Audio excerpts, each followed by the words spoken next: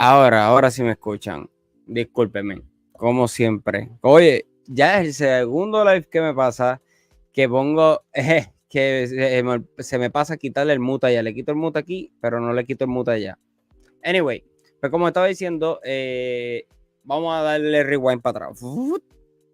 Muy bien. Nada. Bienvenidos nuevamente al canal. Gracias a las personas que se estén conectando, así como Jackmel Peralta, el pana, o las personas que vengan, ¿verdad? Y luego vean el video en diferido. Este video va a ser un video que voy a estar haciendo solamente dando unas definiciones bien por encima sobre ciertos temas o términos teológicos, por decirlo, llamarlo de alguna forma. Términos que muchas veces nos llevan a confusión, otras veces nos llevan a malos entendidos. O incluso a mal utilizarlos y utilizarlos pues, para términos que no, para los cuales no fueron hechos de por sí. Así que vamos hacia allá. Ok. Así que aquí yo preparé yo hice una presentación aquí. Disculpen si estoy mirando, sé que es que tengo la computadora acá. Ok.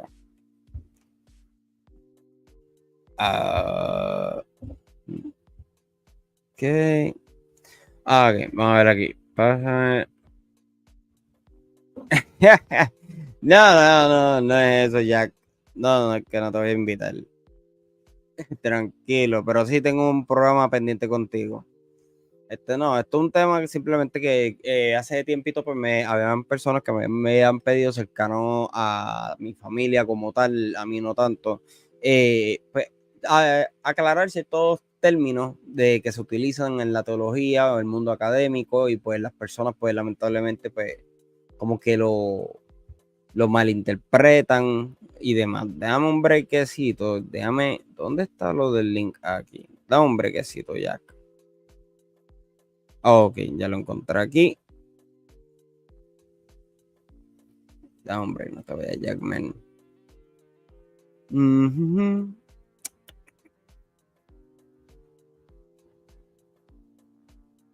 Ok, aquí te estoy pasando el enlace por WhatsApp.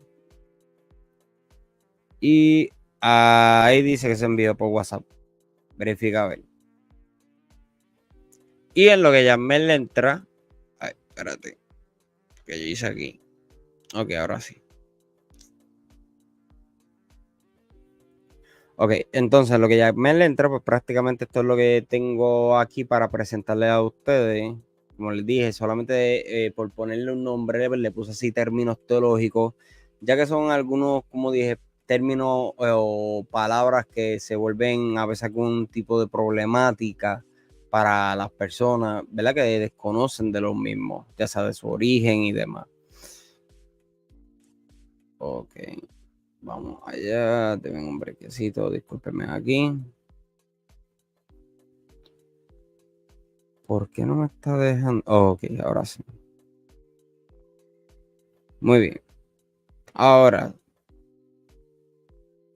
Ok, pues aquí tenemos, por ejemplo, lo que es teología. Teología pues, es un término que se ha mal utilizado mucho, lamentablemente, en las redes sociales para demonizar lo que viene siendo el estudio de la misma Biblia. Ok, pues vamos a ver qué es teología. Ok, según el gran diccionario enciclopédico de la Biblia de Editorial CLIE, mejor conocido, ¿verdad? Con los que han estado en el canal, pues conocen que le llamamos la bestia, por lo grande que es. Pues viene del griego theos, que quiere decir Dios, y logos, que quiere decir palabra o discurso racional o estudio ordenado. Teología es, por lo tanto, un estudio ordenado o disertación racional acerca de la divinidad, o sea, acerca de Dios. En teoría, o sea, en pocas palabras, en arroyo habichuela, la teología es el estudio de las palabras o de la palabra de Dios. Cuando estás estudiando la Biblia, estás haciendo teología independientemente, porque si la Biblia es palabra de Dios, pues entonces estás haciendo un estudio de la palabra de Dios. Y otra cosa, la teología, la palabra teología se encuentra en la Biblia en el griego, pero es otro tema aparte.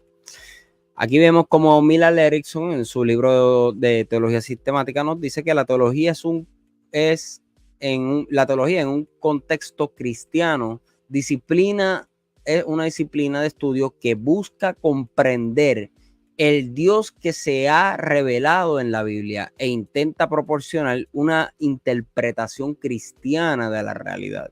Busca entender la creación de Dios, en particular al ser humano y su condición, la obra redentora de Dios para con la humanidad.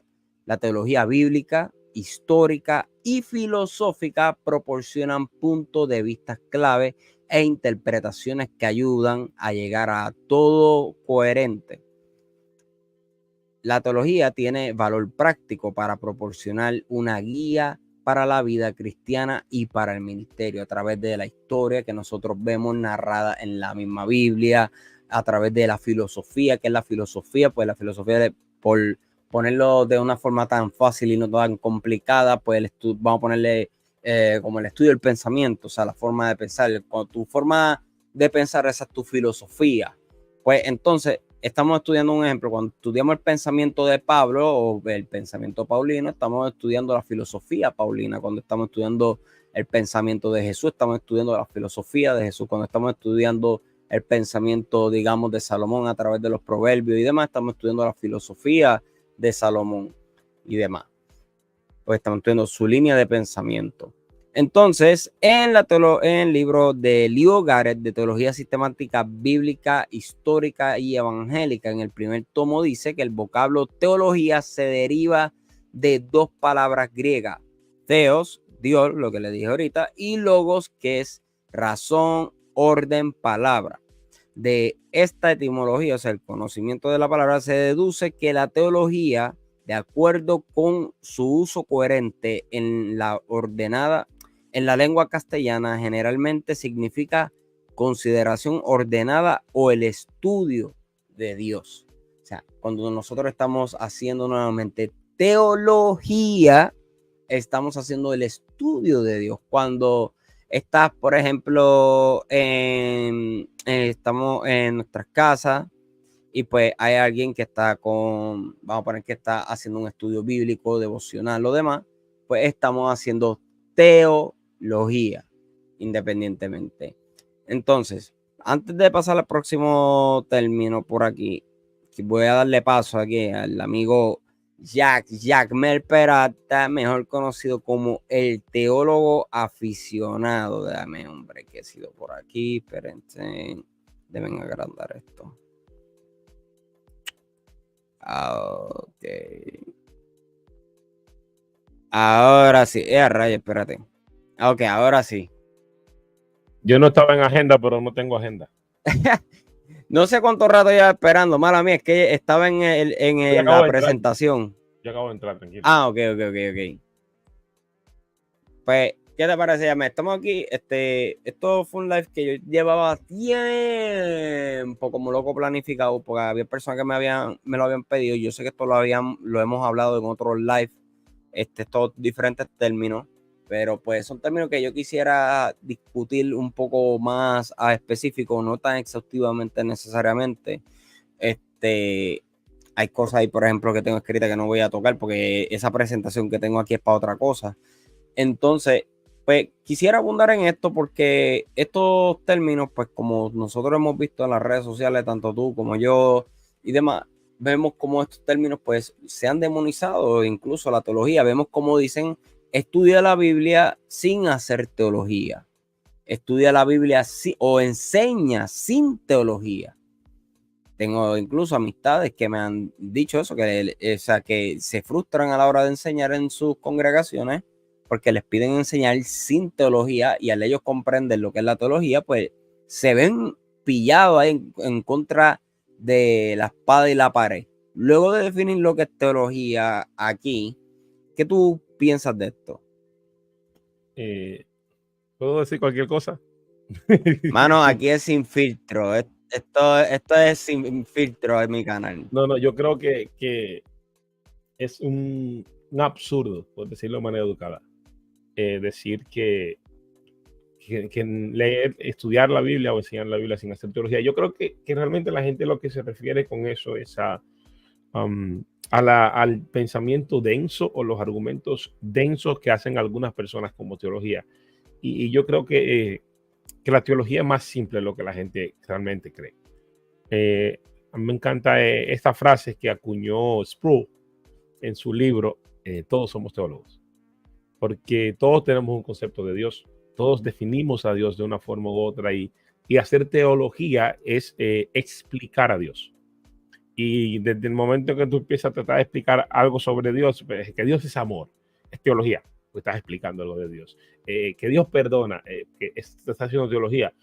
Ahora hay buena, mala, simple y compleja teología, pero básicamente desde el momento en que tú dices algo sobre Dios, incluso decir Dios, Dios no existe, es emitir un concepto de Dios, es hacer teología. Entonces yo creo que de algún modo todo el mundo hace teología, todos, incluso los que no creen hacer teología y los que no aman la teología, incluso los que odian a Dios, tienen una teología, tienen un concepto de Dios. Y es interesante que la iglesia tiene que entender que sin teología no se puede ser cristiano, porque necesitamos un concepto de Dios. O sea, ¿cómo yo sé que mentir es malo? Pues basado en el concepto de que Dios es veraz y de que Dios se aleja de la mentira. Entonces, decir que mentir es malo es de cierta manera una reflexión teológica de segundo nivel, porque viene de la conclusión de algo sobre Dios. Decir que qué canciones voy a cantar, aunque no se hagan de manera como quizás hagan algunos reformados, que son como más cuidadosos, pero decidir si canto o no canto una canción de Tercer Cielo es una decisión teológica, porque tiene que ver con cómo yo consigo a Dios. Entonces, todo lo que hacemos todos los días, incluso decidir quién va o no va a limpiar la iglesia, es una cuestión teológica, quizás de paso. ¿Por qué? Porque tú dices, bueno, fulano no puede limpiar la iglesia porque fulano no diezma. Entonces ofende a Dios. Entonces tú tienes un concepto de Dios, de que Dios no quiere que el que no diezma no limpia la iglesia. Entonces esta es una decisión basada en mi concepto de Dios y mi concepto de religión y mi concepto de servicio a Dios, y es teológico. Entonces todo el mundo hace teología y tomamos un montón de decisiones basadas en nuestra teología, en nuestro concepto de Dios. Entonces es imposible decir, bueno, pues, explícame este pasaje sin hacer teología. No, tú lo que puedes decir, bueno, explícamelo, pero explícamelo simple, que yo lo entienda. Exacto, mira, es como aquí dice, por ejemplo, Leo Garrett. Mira lo que dice Leo Garrett aquí. Espérate, dame yo agrandarlo acá para mí. Ok. Mira lo que él dice. Ok, el vocablo teología se deriva de la palabra griega. Ok, él dice, ¿dónde es que está? De esta etimología, o sea, de la etimología de lo que es la teología, del conocimiento de la teología, se deduce que la teología, de acuerdo con su uso corriente en la lengua castellana, generalmente significa la consideración ordenada o el estudio de Dios. O sea, cuando, como lo que estabas diciendo, mencionas a Dios, ya estás haciendo teología automáticamente. Todos tenemos una teología desde que adquirimos conciencia de cierta manera, porque todos tenemos una idea de Dios. El ateísmo es antinatural, porque todo el mundo cree en Dios o en un ser superior, pero aún así ser ateo es una decisión teológica, porque tú tienes que tomar una decisión, un argumento sobre y acerca de Dios. Y para tú decir Dios no existe, tienes que argumentar teológicamente. O sea, se puede hacer teología en contra de los dioses. Tienes que partir desde la teología para desprobar o aprobar Exacto, o sea, la existencia de Dios. negar la existencia de Dios tiene argumentos teológicos, obviamente. Correcto. Filosóficos. Independientemente parta de la ciencia, parte Ahorita de tú decías algo de la... la filosofía, algo que tú decías de la filosofía, y es que la teología es una rama de la filosofía. La Sí, teología, porque la filosofía es esta disciplina que se sienta a reflexionar sobre la razón y el origen de las cosas y los por qué y cómo funcionan. Entonces la teología hace eso mismo y el objeto es Dios o la revelación de Dios, que eso es una discusión que yo he tenido en algunas cosas en la clase, que he dicho que la teología no estudia a Dios porque no tenemos a Dios, sino que la teología estudia la revelación de Dios porque es el objeto de estudio. Y pues, es intercambiable el concepto, pero cualquier decisión que tú tomes sobre acerca de Dios es un argumento teológico, ya sea en pro o en contra. correcto, porque si estamos por partir, o sea, de la teología, automáticamente, independientemente, hay que partir de la Biblia. Entonces, si la Biblia se considera palabra de Dios, que es lo que vienen diciendo teología, estudio de la palabra de Dios, pues inevitablemente está haciendo Pero también puede ser teología teología. sin partir de la Biblia. Está el concepto de revelación natural. La Claro, revelación general. Está revelación general y revelación específica y revelación especial. Revelación general y revelación específica. La revelación específica, las escrituras, dentro de la teología sistemática, y la revelación general es esto que Pablo menciona en Romanos 1, donde dice que Dios se puede conocer por la naturaleza. De Dios sabemos acerca de la naturaleza. Entonces tú puedes hacer conclusiones teológicas desde la observación, desde el método empírico. No tienes que tener un texto. Bueno, la primera teología que tuvo el ser humano, o la primera teología que adquirimos hoy en día, es por método de observación, aunque no nos enseñe nada acerca de Dios. Entonces, tú puedes llegar a conclusiones a favor y en contra de Dios y hacer teología desde la pura observación del universo. correcto. Correcto. Por aquí está Daisy, dice, Dios los bendiga, bendiciones Daisy, saludos, gracias por pasar por el canal. Ay, discúlpenme. Ok. Yo me estoy viendo ahí y me escucho. Sí, te veo y te escucho. Ok. Sí, porque se me entró como una llamada o algo así. Ok, espérate. Dame un brequecito. Ok. Si quieres, puedes seguir hablando hoy un momentito ya en lo que contesto algo aquí. Yo dije lo que iba a decir ya, entonces. Ok, ya contesté.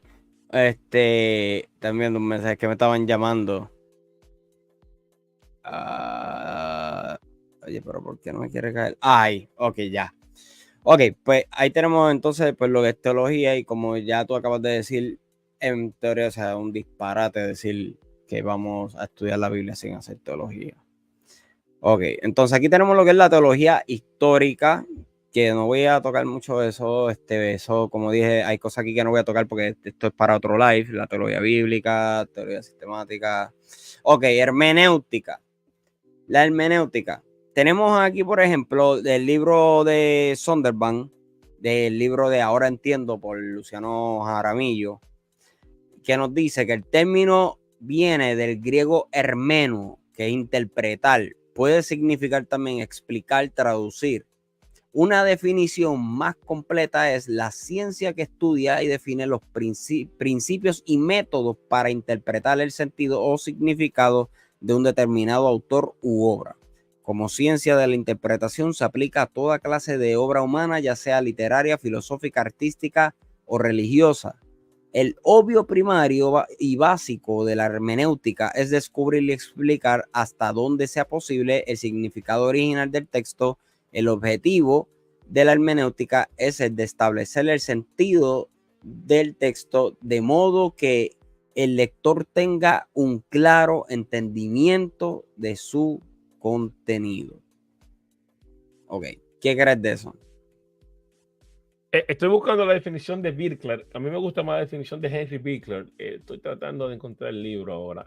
Un libro de hermenéutica que lo publicó también Editorial Vida hace unos años. Se llama, bueno, hermenéutica. Saludos Andrés, por ahí está Andrés.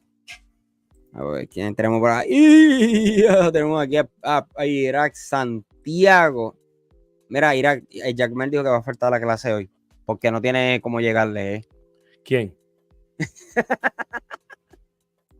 Que yo no voy para la clase hoy tampoco. Déjame ver si encuentro. Yo recuerdo que Birkler, ok, aquí lo tengo, déjame que abra. Birkler habla de que la hermenéutica es ciencia y arte. Jaramillo no menciona el aspecto de arte, pero si la hermenéutica es ciencia y es arte. Y es porque a mí me gusta lo que dice. Bueno, yo siempre cito muchos autores por pedacitos, pero ¿dónde está el libro? No lo encuentro ahora. Aquí está.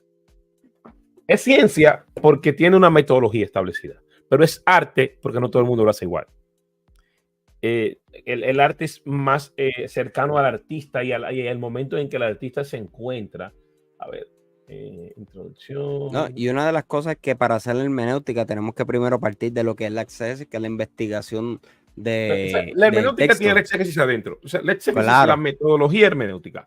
La hermenéutica es la ciencia porque tiene métodos y es arte porque tiene diferente manera de aplicarse. Y dice Vernon Robbins en el libro Exploring the Text of the Text, este libro de interpretación socioretórica. Bueno, el Blur no me lo deja ver, pero es un libro muy bueno. Él dice que no todos los elementos del estudio exegético requieren el mismo esfuerzo en todos los pasajes.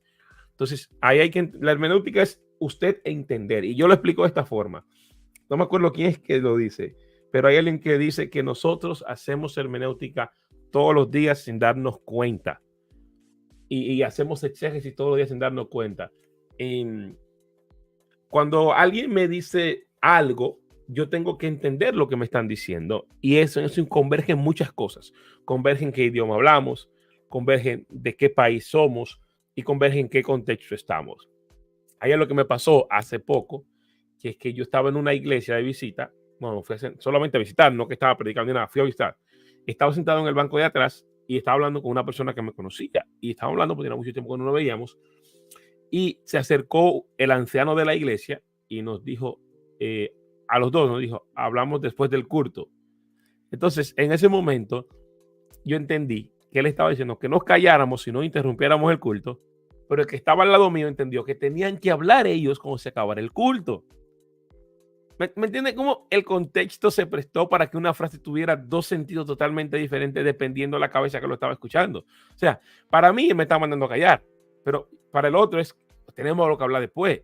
Entonces, ahora, ¿quién tenía razón al final? yo no sé, yo no le pregunté a quién lo dijo. Yo me callé y no seguí hablando. Yo interpreté, yo apliqué lo que yo interpreté. Entonces, eso es una decisión hermenéutica. ¿Y cómo yo sé que el otro entendió una cosa? Porque le dije, ¿tú entendiste lo que nos dijo? Nos mandó a callar. Me dijo, no dijo que teníamos que hablar después del culto. No dije, no, que habláramos después del culto de manera diplomática. Entonces, ahí bien, cuando una frase puede significar una cosa literalmente y puede significar otra cosa en sentido figurado. Entonces, ahí todos los días, cuando usted está hablando con alguien, usted está en decisión hermenéutica. Todos los días, cuando tú, si él quería que te callara, ahí se irá. Yo creo que me mandó a callar literalmente. Entonces, todos los días al conversar, tomamos decisiones hermenéuticas y exegéticas con las herramientas que tenemos en medio de la conversación. Una vez en Nueva York, me pasó que una persona, yo tenía que ir a su casa a recoger su computadora para reparársela.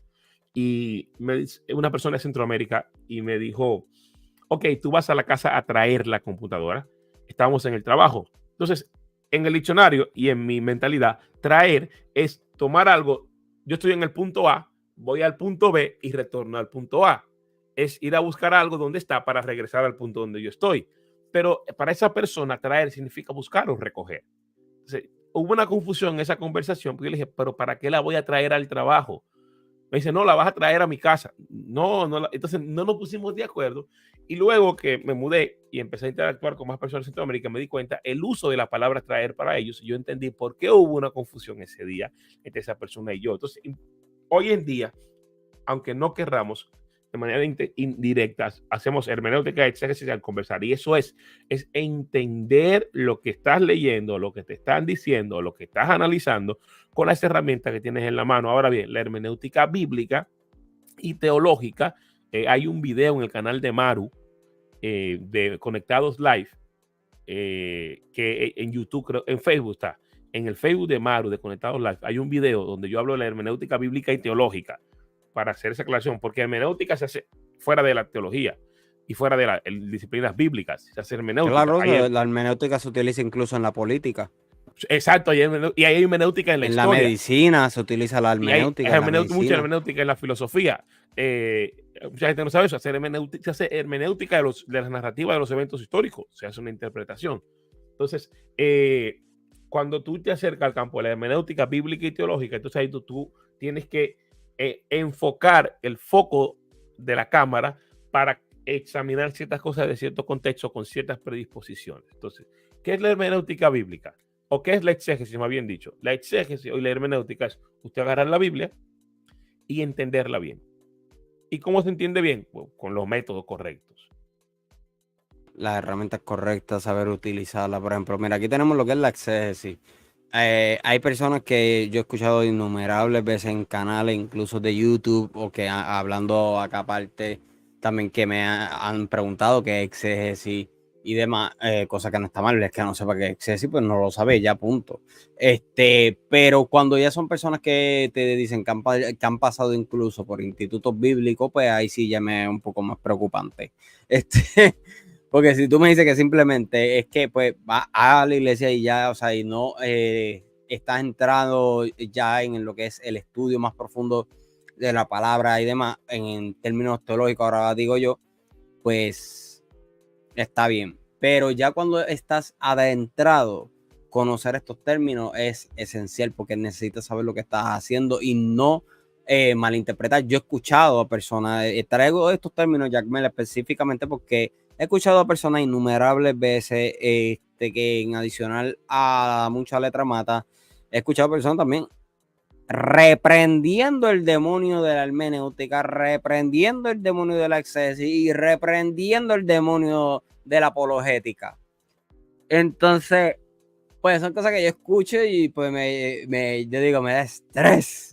Porque, ¿cómo es posible? O sea, ¿hasta qué punto? O sea, podemos, o sea, si, como tú acabas de decir, hacemos hermenéutica en todo. Cuando yo tomo ahora mismo la Biblia, un ejemplo, y yo digo que Filipenses 4:13, todo lo puedo en Cristo que me fortalece, me está hablando a mí, a Yaniel Vega, ahora mismo, para hacer, vamos a poner 300 push-ups, o para hacerle que oye cuestión, o para lograr algún, ¿cómo se dice? Algún ayuno que se me hace imposible. Eso es una interpretación que yo le estoy dando al texto. Yo ya ni estoy haciendo una hermenéutica, una interpretación del texto. O sea, ahora, cuando estamos utilizando la exégesis, estamos haciendo ya una interpretación. Ok, usamos la exégesis para la hermenéutica a través de lo que viene siendo la investigación. Como vemos aquí, mira, la exégesis que sale del término griego exegimal, que es igual a explicar e interpretar o describir. O sea, es casi sinónimo de hermenéutica. Hay un sin embargo en diferencia técnica importante, es que la exégesis aplica los principios y reglas dictados por la hermenéutica, o sea, que van de la mano, que cuando estás haciendo hermenéutica, estás haciendo exégesis. Y cuando estás haciendo exégesis, es para obtener una buena hermenéutica. ¿Qué opinas ahí, Jack? Sí, eso es lo que te decía hace rato, que la exégesis es la metodología hermenéutica aplicada. Entonces tú tienes un conjunto de pasos que tú tienes que aplicar para seguir un flujo exegético, pero esos pasos están determinados por la hermenéutica, por los parámetros, la palabra contrario a práctico es teóricos, los conceptos teóricos los parámetros teóricos que tiene la hermenéutica. Entonces ahí está. O sea, tú para hacer exégesis, como dijiste, tienes que tener una buena hermenéutica, porque tienes que tener una buena comprensión de la intención interpretativa, pero para tener una buena hermenéutica tienes que tener una buena exégesis. O sea, una cosa, por eso se tienden a confundir. Casi siempre la gente utiliza los términos como intercambiables, pero cuando tú estás siguiendo los pasos exegéticos, no estás haciendo hermenéutica. No son pasos hermenéuticos, son pasos exegéticos para una buena hermenéutica. Entonces, la hermenéutica es la teoría y la exégesis es la teoría aplicada en pasos. Saludos aquí a Marisela. Bendiciones, Marisela. Saludos, un gustazo que estés por ahí con nosotros. Mi gente, recuerden darle like a este contenido para que así el algoritmo pues siga recomendando el YouTube y demás. Aquí vemos los pasos, lo que estaba hablando de los pasos de la exégesis, que dice que se encarga, como estaba hablando, de analizar el texto a profundidad. Realiza una investigación analítica de los textos para así obtener una posible interpretación, o sea, hermenéutica, interpretación correcta del texto que le pueda ayudar al lector o exponente a poder comprender y exponer, perdónenme, él mismo con mejor claridad. Un ejemplo que puedo poner aquí, déjame ver. ¿Qué ejemplo podemos utilizar? Llame un ejemplo que no sea, que no haga mucho ruido del Nuevo Testamento específicamente. Bueno, Filipenses 4:13 que tú utilizaste. Bueno, sí, exacto. Vámonos con ese, vámonos con el mismo Filipenses 4:13. Cuando tú lees el contexto de la carta de Pablo, es una epístola de las prisiones, que todo el mundo debería, antes de leer cualquier libro de la Biblia, yo escuchaba a alguien decir esta mañana que para hacer un buen sermón hay que leer todo el libro, y decía, hay que ir solamente a la Biblia y leer sobre el libro y no leer ningún otro contenido. Yo creo que sí es cierto, pero antes de tú leerte el libro, sería bueno que te leyeras por lo menos la introducción que está en tu Biblia de estudio. Para tú primero saber, va a leer Filipenses. Filipenses es una carta de la prisión que Pablo le escribe estando preso. Ya como tú sabes que Pablo está preso, es como el Salmo 91. El Salmo 91, cuando yo descubrí que ese Salmo lo escribió Moisés en el desierto, pues cambió totalmente de perspectiva el Salmo 91. Pues una cosa de otro mundo, leer el Salmo 91 creyendo que es David, porque no tiene título, no tiene título de autor, creyendo que es David, y creyendo que lo escribió Moisés en el desierto, cambia totalmente el sentido. Entonces, Filipenses 4:13, tú imaginarte a Pablo sentado en una casa escribiendo, no es lo mismo que imaginártelo en un cepo amarrado. Imagínatelo en un cepo, quizás con ratas y maloliente, cuando él dice, todo lo puedo en Cristo como fortalece. Se cambia totalmente el concepto de todo lo puedo en mi casa sentado bajo aire acondicionado, todo lo puedo amarrado en condiciones paupérrimas. Dame un segundo, habla tú. Ok, es como por ejemplo cuando estaba hablando, ok, ponemos aquí en lo que ya me termina. Ok, ahí está hablando ya. También yo estaba hace poco haciendo, o sea, llevo una semana estudiando lo que viene siendo las bienaventuranzas de Mateo capítulo 5 del Sermón del Monte. Y también me he notado que pasa lo mismo en las bienaventuranzas, incluso de cómo se sacan de contexto. Por ejemplo, lo que viene siendo los pobres en espíritu, el llanto. Por ejemplo, voy a dar el de los pobres en espíritu. Cuando yo estaba estudiando el tema de los pobres en espíritu, de qué eran, es la persona que reconoce su condición, o sea, ante Dios, y reconoce su total dependencia de Dios. O sea, ahí es cuando la persona verdaderamente es... espérate. Ok, ahí es cuando la persona se puede llamar, o sea, un pobre en espíritu.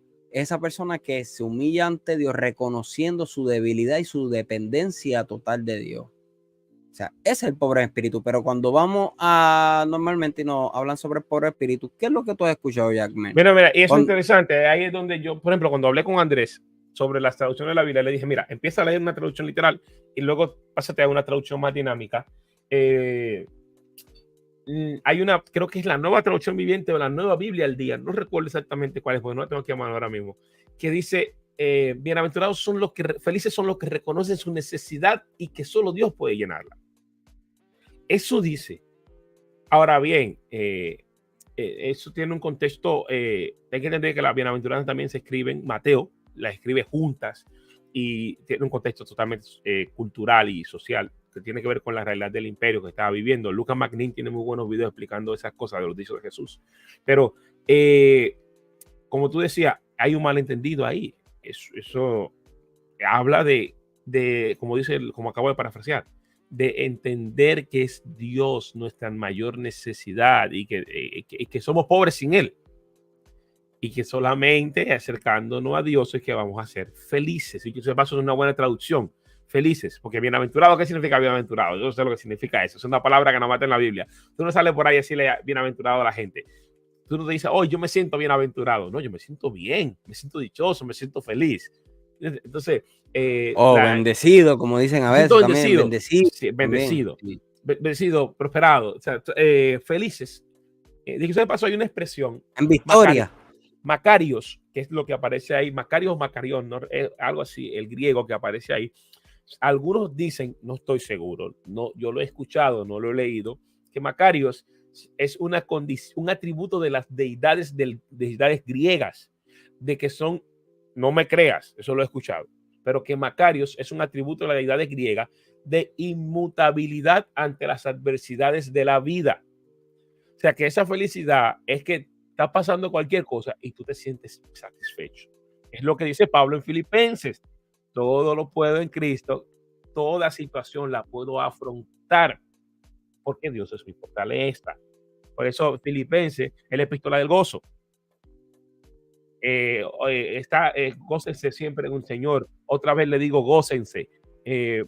Pablo, mi versículo favorito está en Filipenses 4:19. Y el Señor suplirá todas las vuestras necesidades conforme a sus riquezas en gloria en Cristo Jesús. Y Pablo está diciendo en la cárcel. Entonces, Filipenses 4:13, que era lo que estaba hablando antes de que me entrara una llamada, es una epístola de alguien que está padeciendo necesidad y de alguien que está imposibilitado física y quizá emocionalmente debería estarlo, para expandir el evangelio, porque está preso y debería estar triste, pero esta es la carta que más habla de estar gozoso, y se lo está diciendo a una iglesia que está prácticamente libre, aunque haciendo persecución, pero es un tipo que está en mala situación, y si yo creo, voy a hacer un paréntesis, yo creo que el evangelio, el aspecto de la prosperidad dentro del evangelio es bíblico. No que es el centro de la teología del evangelio, pero el aspecto de la prosperidad dentro del evangelio tiene una relevancia que se ha dejado al margen. Gracias, Aida, por el comentario. Yo no soy promotor del mal llamado evangelio de prosperidad, pero sí creo que la prosperidad dentro del evangelio tiene un elemento importante que hemos olvidado porque hemos glorificado la pobreza. Y también por lo que estamos hablando, o sea, por la mala interpretación, por lo que viene siendo porque, la eisegesis, mira, que ese es otro término más. Mira, exégesis. Alguien me preguntó, ¿qué significa exégesis? Le dije, exégesis significa extraer. ¿Qué es lo que literalmente significa la palabra? Sacar del texto su significado. Y la eisegesis significa introducir. Es introducirle al texto lo que yo tengo en la cabeza. Entonces tú te vas a encontrar a un evangélico que te va a decir, un evangélico protestante de estos reformados, Pablo sufrió, Pablo padeció, los apóstoles sufrieron, los apóstoles padecieron, la iglesia, y no estoy imitando la voz de Sujel Michelén por si acaso, y la iglesia tiene que sufrir el mal llamado evangelio de la prosperidad. Pero David era rico, Salomón era rico, Abraham era rico, Job fue rico, Lot, todos fueron ricos en el Antiguo Testamento. Mateo no era un pobretón. José, y aún en el Nuevo Testamento Jesús estaba rodeado de gente rica. tenía tesorero. Las mujeres lo mantenían, las mujeres de hombre con dinero le mantenían el ministerio. Entonces, no es el centro y la raíz del mal no es el amor al dinero. No, eso no es lo que dice el texto. ¿Me entiendes? No es el dinero, la raíz del mal no es el dinero, es el amor hacia el dinero. Es lo mismo que dice Jesús, que no podemos servir a dos señores, a la riqueza y a Dios. O sea, tú no puedes tener tu corazón, no, está tu tesoro, estará tu corazón, también dice Jesús. Entonces, no es que es malo hablar de prosperidad, no, imposible. No es bueno ser pobre, nadie quiere ser pobre. Ser salvo no es ser miserable, ser pobre de espíritu no es no tener dinero.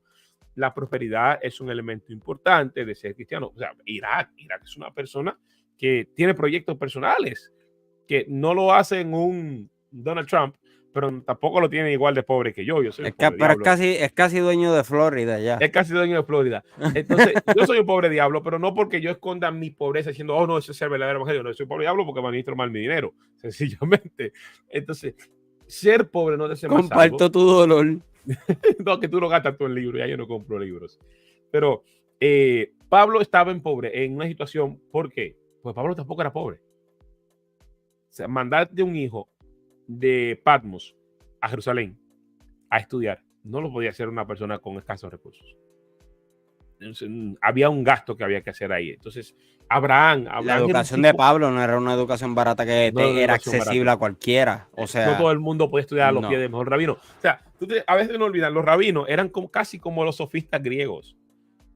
Los sofistas cobraban por enseñar. Y espérate, para que a nadie le vaya a dar un ataque cardíaco. ¿Y qué es un sofista? Ok, un sofista, dicho sea de paso, la palabra sofisma hoy en día significa un argumento que busca engañar. Es lo que significa un sofisma. Pero un sofista, eso fue los presocráticos, si no me equivoco, si no me falla mi memoria filosófica de esta clase de filosofía. Creo que sí eran presocráticos, si no me equivoco. Pero eran los filósofos que se dedicaban a enseñar por dinero. Entonces ahí son los sofistas. Y por eso se da la palabra sofisma, porque como enseñaban por dinero, como que creían que engañaban a la gente. Y hay una historia muy chistosa de un sofista, la tengo apuntada por ahí en mis notas, que le enseñó a un estudiante y el estudiante le dice, él termina de enseñarlo y le dice, págame. Y el estudiante le dice, mira, vamos a hacer esto. Si tú me enseñaste bien, yo te voy a tratar de convencer de no pagarte. Y si tú me enseñaste bien, yo te voy a convencer y no te pago. Pero si no te convenzo, es porque no me enseñaste bien y yo no te voy a pagar tampoco porque no aprendí. Entonces el maestro le dice como, mira, ok, trata de convencerme y si me convences, págame porque te enseñé bien y si no me convences, págame porque no aprendiste y yo te enseñé de todas formas, aunque no aprendiera. Entonces era uno delincuente, los sofistas. Entonces los rabinos tenían había que pagarles para estudiar. No era de gratis. Que tú igual que los escribas, las personas se creen que los escribas trabajaban de gratis. Le pagaban para copiar. Exacto. Para copiar. Entonces, incluso Jeremías tenía su escriba que era Baruch. Y Jeremías era sacerdote. O sea, que tú decís sacerdote era que vivía del templo y tenía condiciones económicas para vivir. Y Baruch, él tenía que pagarle a Baruch para hacer eso. Exacto. Tenemos nos estamos saliendo un poco del tema, pero este es un concepto hermenéutico que hay que resolver. La gente de la Biblia no era pobre. Eliseo, que estaba con 2 yuntas de bueyes. El tipo tenía huella en una cultura agrícola. O sea, no era un loco, no era un pobre diablo. O sea, creemos que tener riqueza, la analizamos mucho como la riqueza hoy, que tenemos otro tipo de propiedades, pero tener bueyes, 2 yuntas de bueyes, o sea, tener 4 bueyes para arar, significa que tú tenías para tener eso. Había gente que era pobre de verdad, que la Biblia se refiere a ellos como los marginados, los desamparados, que había que cuidar de ellos, que no tenían nada, que tenían que pedir prestado un buey para arar. Pero Eliseo tenía su buey. No nos vayamos muy lejos. José y María, ¿acaso ellos no eran tan pobres que lo que dieron fueron 2 tórtolas en el templo? Tú sabes que eso es interesante, que el hecho de que Lucas destaque la ofrenda es para demostrar que eran pobres. A mí eso me llamó la atención. Una vez lo tocamos en clase, el año pasado, si no me equivoco, una clase de los miércoles. Tocamos eso de lo de exactamente eso, cómo Lucas destaca específicamente, y creo que tú lo puntualizaste también en la clase, de cómo Lucas no exalta, sino que expone bien explícitamente el hecho de que María y José eran pobres. Pero para entender eso tienes que leer Levítico.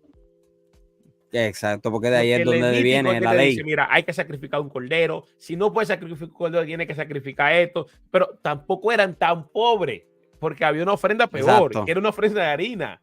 O sea, el pobre, lo que se ofrendaba era harina. Entonces, porque no podía tener ni siquiera a un animal.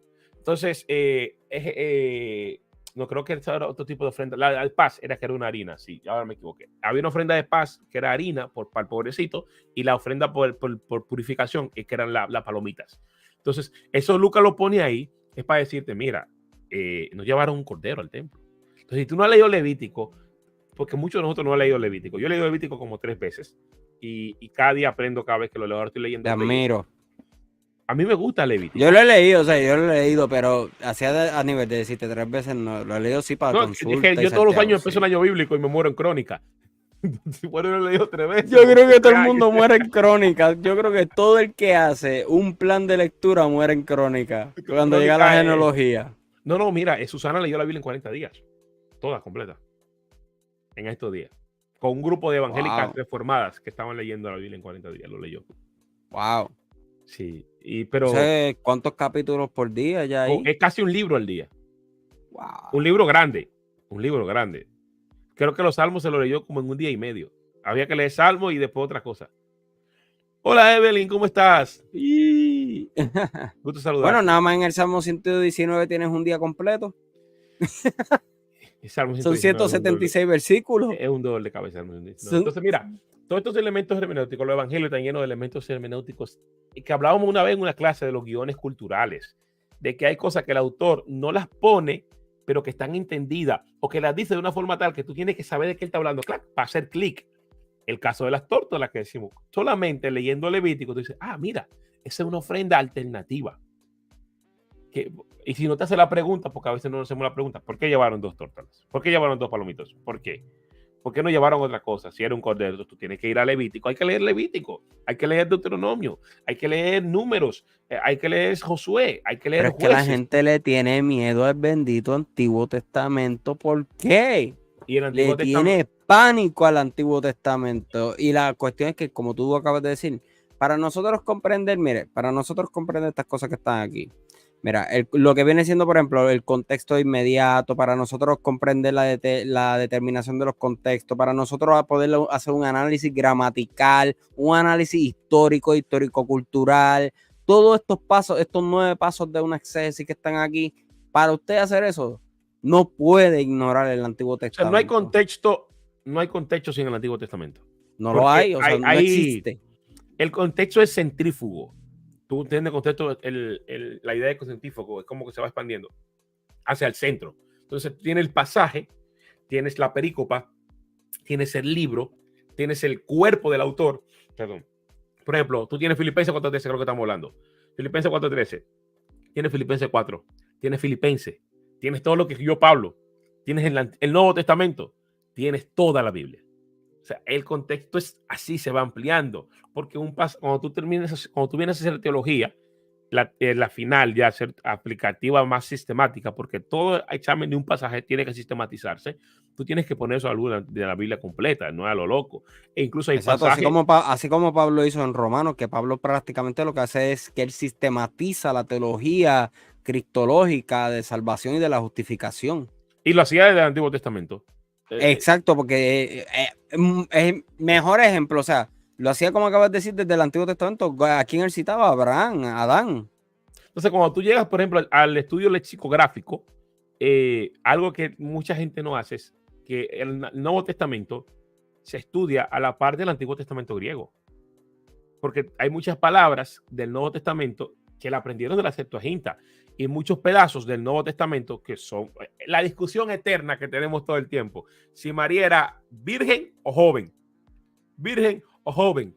¿Por qué? Eso está por la traducción del griego de Isaías. Cuando en Isaías la palabra alma, que es la palabra hebrea, que se traduce como doncella o jovencita, se traduce como anomos en griego. Anomos no es anomos, es anomos es sin ley. No me acuerdo de la palabra que usa Isaías en griego, en la Septuaginta, pero es la misma que usa Mateo, que significa sin esposo. Y desposada, por decirlo así, desposada. Sin esposo.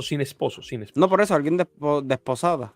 Bueno, no, porque desposada es porque simplemente no. Exacto, sí. Mira, en la clase del martes nos hicieron unas preguntas. Bueno, creo que fue alguien de la clase me hizo una pregunta, vamos a reservar el nombre. Y los que vieron el video de la clase del martes, bueno, los que no saben de qué está hablando de clase del martes. Yo sé lo que está hablando, ya yo sé por dónde viene. Yaniel y yo estudiamos en el mismo seminario de arte ministerial, donde el doctor Irak Santiago es el facilitador principal, el profesor, pero los martes yo estoy dando una clase de introducción a la Biblia, introducción a la escritura cristiana. Entonces, el martes... Espérese, antes de que siga, disclaimer, nosotros estudiamos allá, pero exhibimos, ¿cómo se llama? Aquí está hablando disparate. Hacemos exento, ¿cómo se dice? El seminario está exento de todo, cualquier herejía que ustedes pueden escuchar aquí. El seminario no tiene nada que ver con... Descargamos de toda responsabilidad del seminario, cualquier cosa que digamos. Exacto, exacto, los liberamos de cualquier responsabilidad, de cualquier herejía que podamos decir en este live. Ok, puedes continuar. Entonces, el martes yo decía en la clase, me preguntaron que si los traductores de la Septuaginta cambiaron la teología del monoteísmo. Entonces, yo les explicaba en la clase que no podía decir que sí, no podía decir que no, pero me inclino más a decir que no, porque el monoteísmo no existía en ese tiempo. Pero lo interesante es, otra vez me estoy llamando. Espérate, Daniel. Tranquilo. Sí, ahí, tranquilo. Aquí estamos. Ok. Por aquí vemos a Marisela, qué bueno que aclaran. Oye, Marisela, te voy a decir algo. Una de las razones de este live eres tú. Te voy a decir el por qué. En una clase que nosotros estuvimos tomando, Marisela también estudia con Jack Mary conmigo en el seminario. Marisela tocó ciertos términos que cuando ella los toca, pues se vio el desconocimiento de ciertos términos en algunos de los alumnos del seminario. Nuevamente, esto no es malo, o sea, tener desconocimiento de algo no es pecado ni nada por el estilo, nadie nace sabiendo.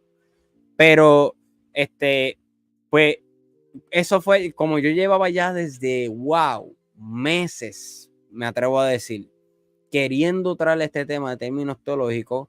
Ese fue como que el boom, como que, espérate, déjame hacer esto, porque hay que aclarar un poquito más esto. Por ejemplo, lo que es teología, ya vimos que la teología es el estudio de la palabra de Dios.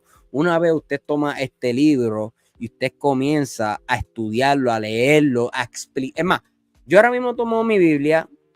Vamos a buscar aquí un ejemplo, el Salmo, no sé, el Salmo 23, el favorito de todo el mundo.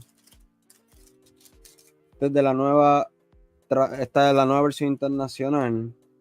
Ok, el Salmo 23. El Señor es mi pastor y nada me falta. Ok, ya estoy hablando del Señor, estoy hablando de Dios, ya estamos entrando en teología. Ok, cuando yo leo, el Señor es mi pastor, nada me falta, la interpretación automática que yo comprendo, o sea, la hermenéutica automática que yo comprendo es que como el Señor es mi pastor, es quien me guía, nada me falta. Ahora, no necesariamente esto aplica a cosas materiales.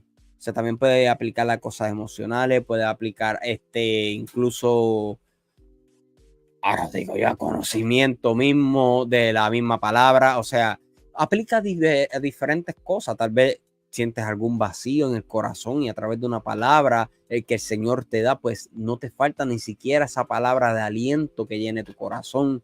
O sea, eso que yo acabo de explicar es hermenéutica. Es una interpretación que yo le estoy dando a un versículo. Eso es hermenéutica. Cuando usted hace eso un domingo o ve a alguien haciendo eso un domingo en la iglesia, en un púlpito, el predicador que sea, está haciendo hermenéutica. Ahora mismo puedo leer, por ejemplo, me guía por senda, no vamos, aún si voy por valles tenebrosos, no temeré ningún mal, porque tú estás a mi lado, tu vara y tu bastón me reconfortarán. Ok, yo voy a hacer una puntualización aquí. Jackmel, ¿estás ready? Yo quiero tocar ahora que lo acabo de leer, me acabo de acordar de algo, porque pues como yo dije ahorita, espérate, ¿dónde se me fue el texto? Ok, mira aquí, versículo 4. Ok, ahora que lo acabo de leer, porque esto yo lo tomé así, swipe up de ejemplo, para lo que quería explicar. Yo recuerdo que este texto, aún si voy por valles tenebrosos, no temeré no temeré ningún mal, o en la Reina Valera que dice, aunque ande por valle de sombra de muerte, no temeré mal alguno porque Jehová mi Dios estará conmigo, etcétera. Yo recuerdo personas que conozco, no voy a mencionar, pero si ven el live van a saber quiénes son, que se atrevían a hacer cosas, no lo hacen con mala intención. Lo que pasa es que me da gracia porque pues el precio a pagar no fue muy bueno. Hacer cosas por pues, llevar la palabra como uno dice, porque ellos entendían que se podían meter en cualquier lugar como fuera basado en este texto, porque pues como ellos pueden entrar en valles tenebrosos o como dice la Reina Valera, en lugares de sombra de muerte, de valles de sombra de muerte, y no temeré mal alguno porque el Señor está conmigo. Pues ellos se interpretaban esto como que se podían meter en cualquier lado, en la boca del lobo, si lo traemos a una jerga boricua, o sea, y que no les iba a pasar absolutamente nada, o sea, o meterse en el foso de los leones como Daniel, y el ángel iba a cerrar la boca de los leones como hizo con Daniel, y pues lamentablemente el testimonio de muchos no fue ese. O de me atrevo a decir, de la gran mayoría no fue ese.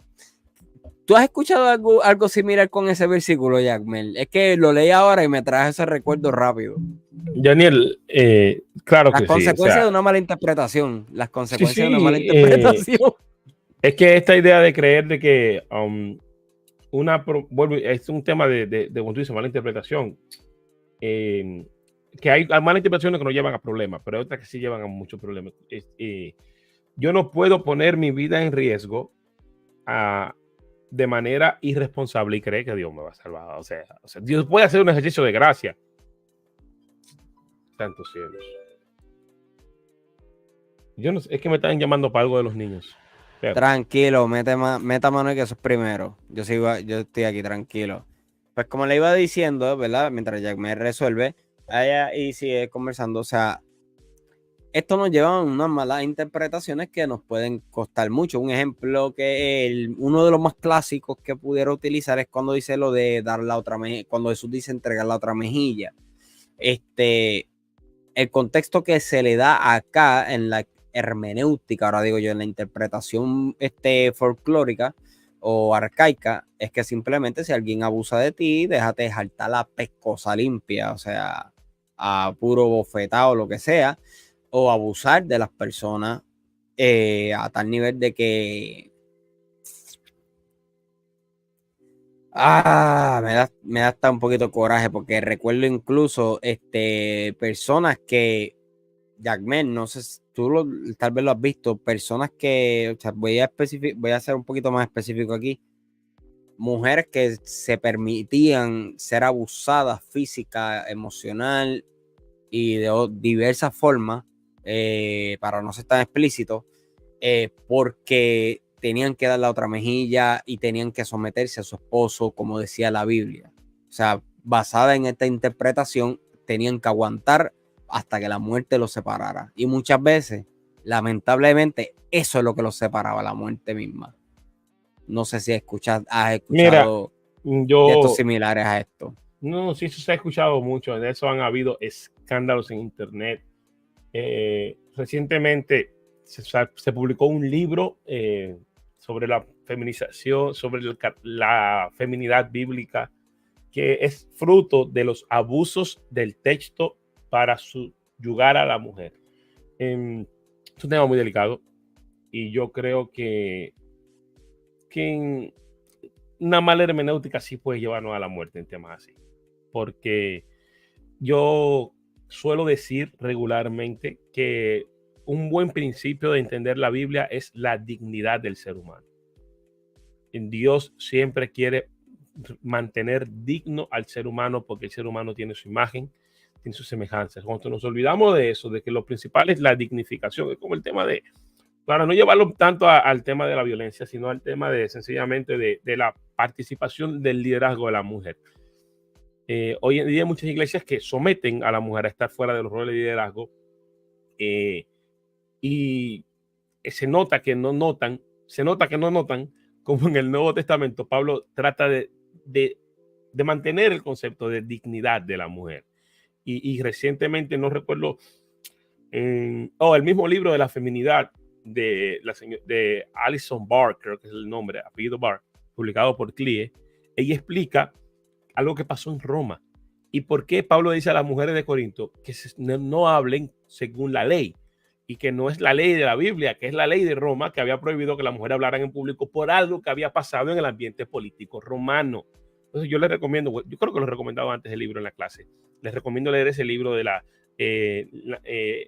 como el origen de la feminidad bíblica, no me acuerdo, es editorial CLIE.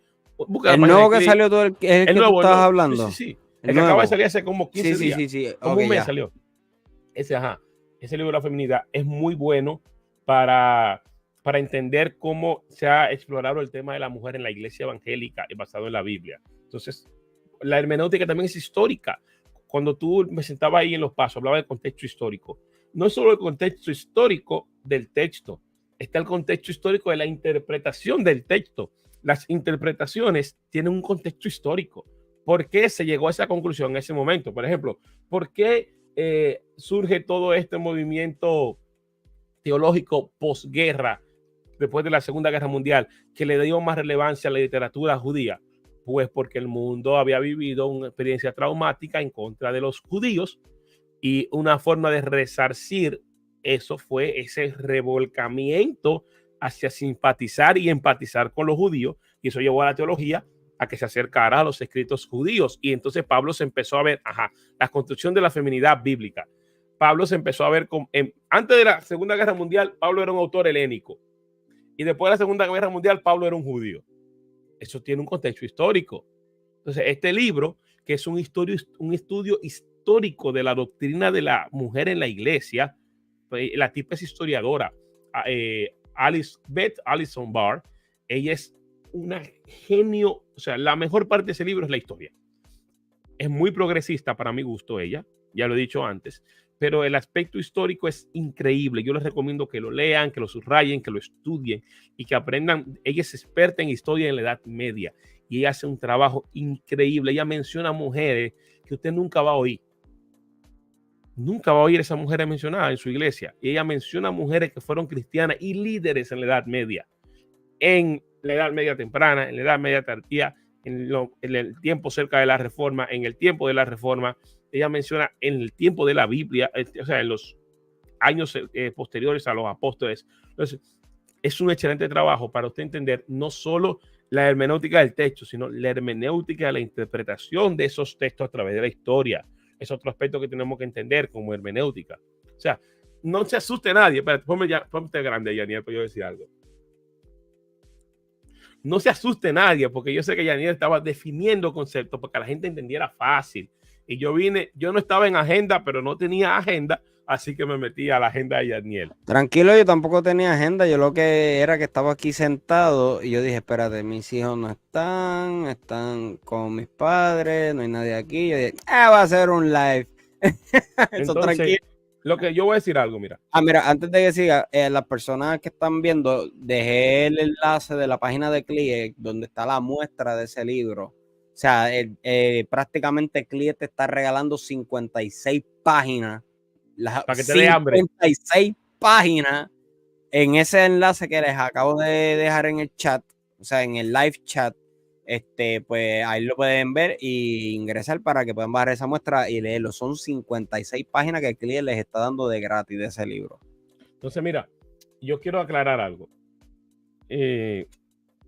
Hay cosas básicas que todo el mundo tiene que saber en la iglesia.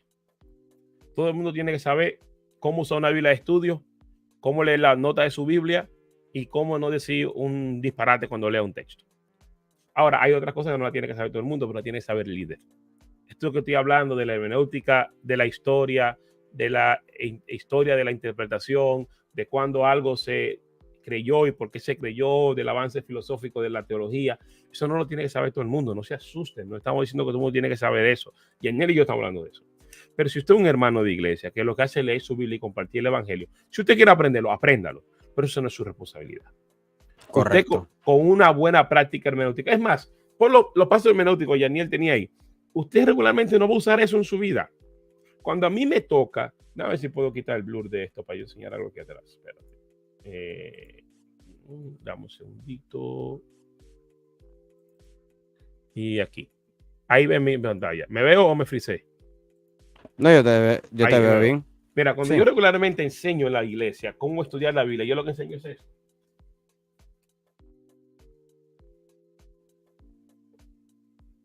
El 5W1H, ahí lo ven al revés, pero es el 5W1H, que son seis preguntas que se le hacen a los textos.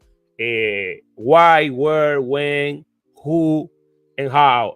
¿Por qué se escribió? ¿Quién lo escribió? ¿Cuándo lo escribió? ¿Para quién lo escribió?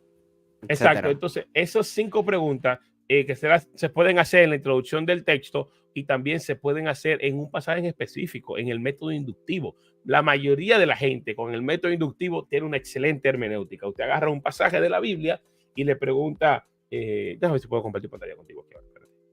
Para hacer un ejercicio hermenéutico de una vez. Claro, zumba. Share screen, entera, aquí. Ok, ya estoy compartiendo. Ponme ahí, ya estoy. Vamos a abrir nuestra Biblia. Aquí estamos usando el favorito logo, lo voy a poner más grande para que ustedes lo vean todo. Le salió tutorial de logo a ustedes hoy. Vamos a abrir la Biblia, voy a abrir la Nueva Biblia de las Américas. Vamos a ir a Filipenses, que era lo que estaba hablando al principio. Filipenses 4. Entonces, usted lo primero que usted va a ver en su Biblia es, usted como que no es un predicador o un pastor, un erudito. Lo primero que se va a fijar es la perícopa. ¿Qué es la perícopa? Este subtítulo. Ese subtítulo dice dónde empieza y termina un pasaje o una idea. Entonces, si se fija, esta es la Nueva Biblia de las Américas que yo tengo abierta. Aquí no tiene párrafo, pero en la versión impresa sí tiene párrafo. Si va a Bible Gateway, esto lo puede hacer Bible Gateway. Mire, vamos a abrir Bible Gateway, que lo tengo aquí, para que no digan, es porque él tiene el logo que lo está haciendo. No, vamos a venir aquí, vamos a abrir la Nueva Biblia de las Américas. Nueva Biblia de las Américas, aquí está. Vamos a quitar esta Reina Valera. Vamos a poner esto más grande. Y... No, espera. Entonces ahí lo tiene. Vamos a ir a Filipenses. Bueno, el Salmo 23 que tú mencionaste. Se hace poquito. El Señor es mi pastor, nada me faltará. Comenzamos con ese versículo y leemos. Vemos que esto es todo una misma idea.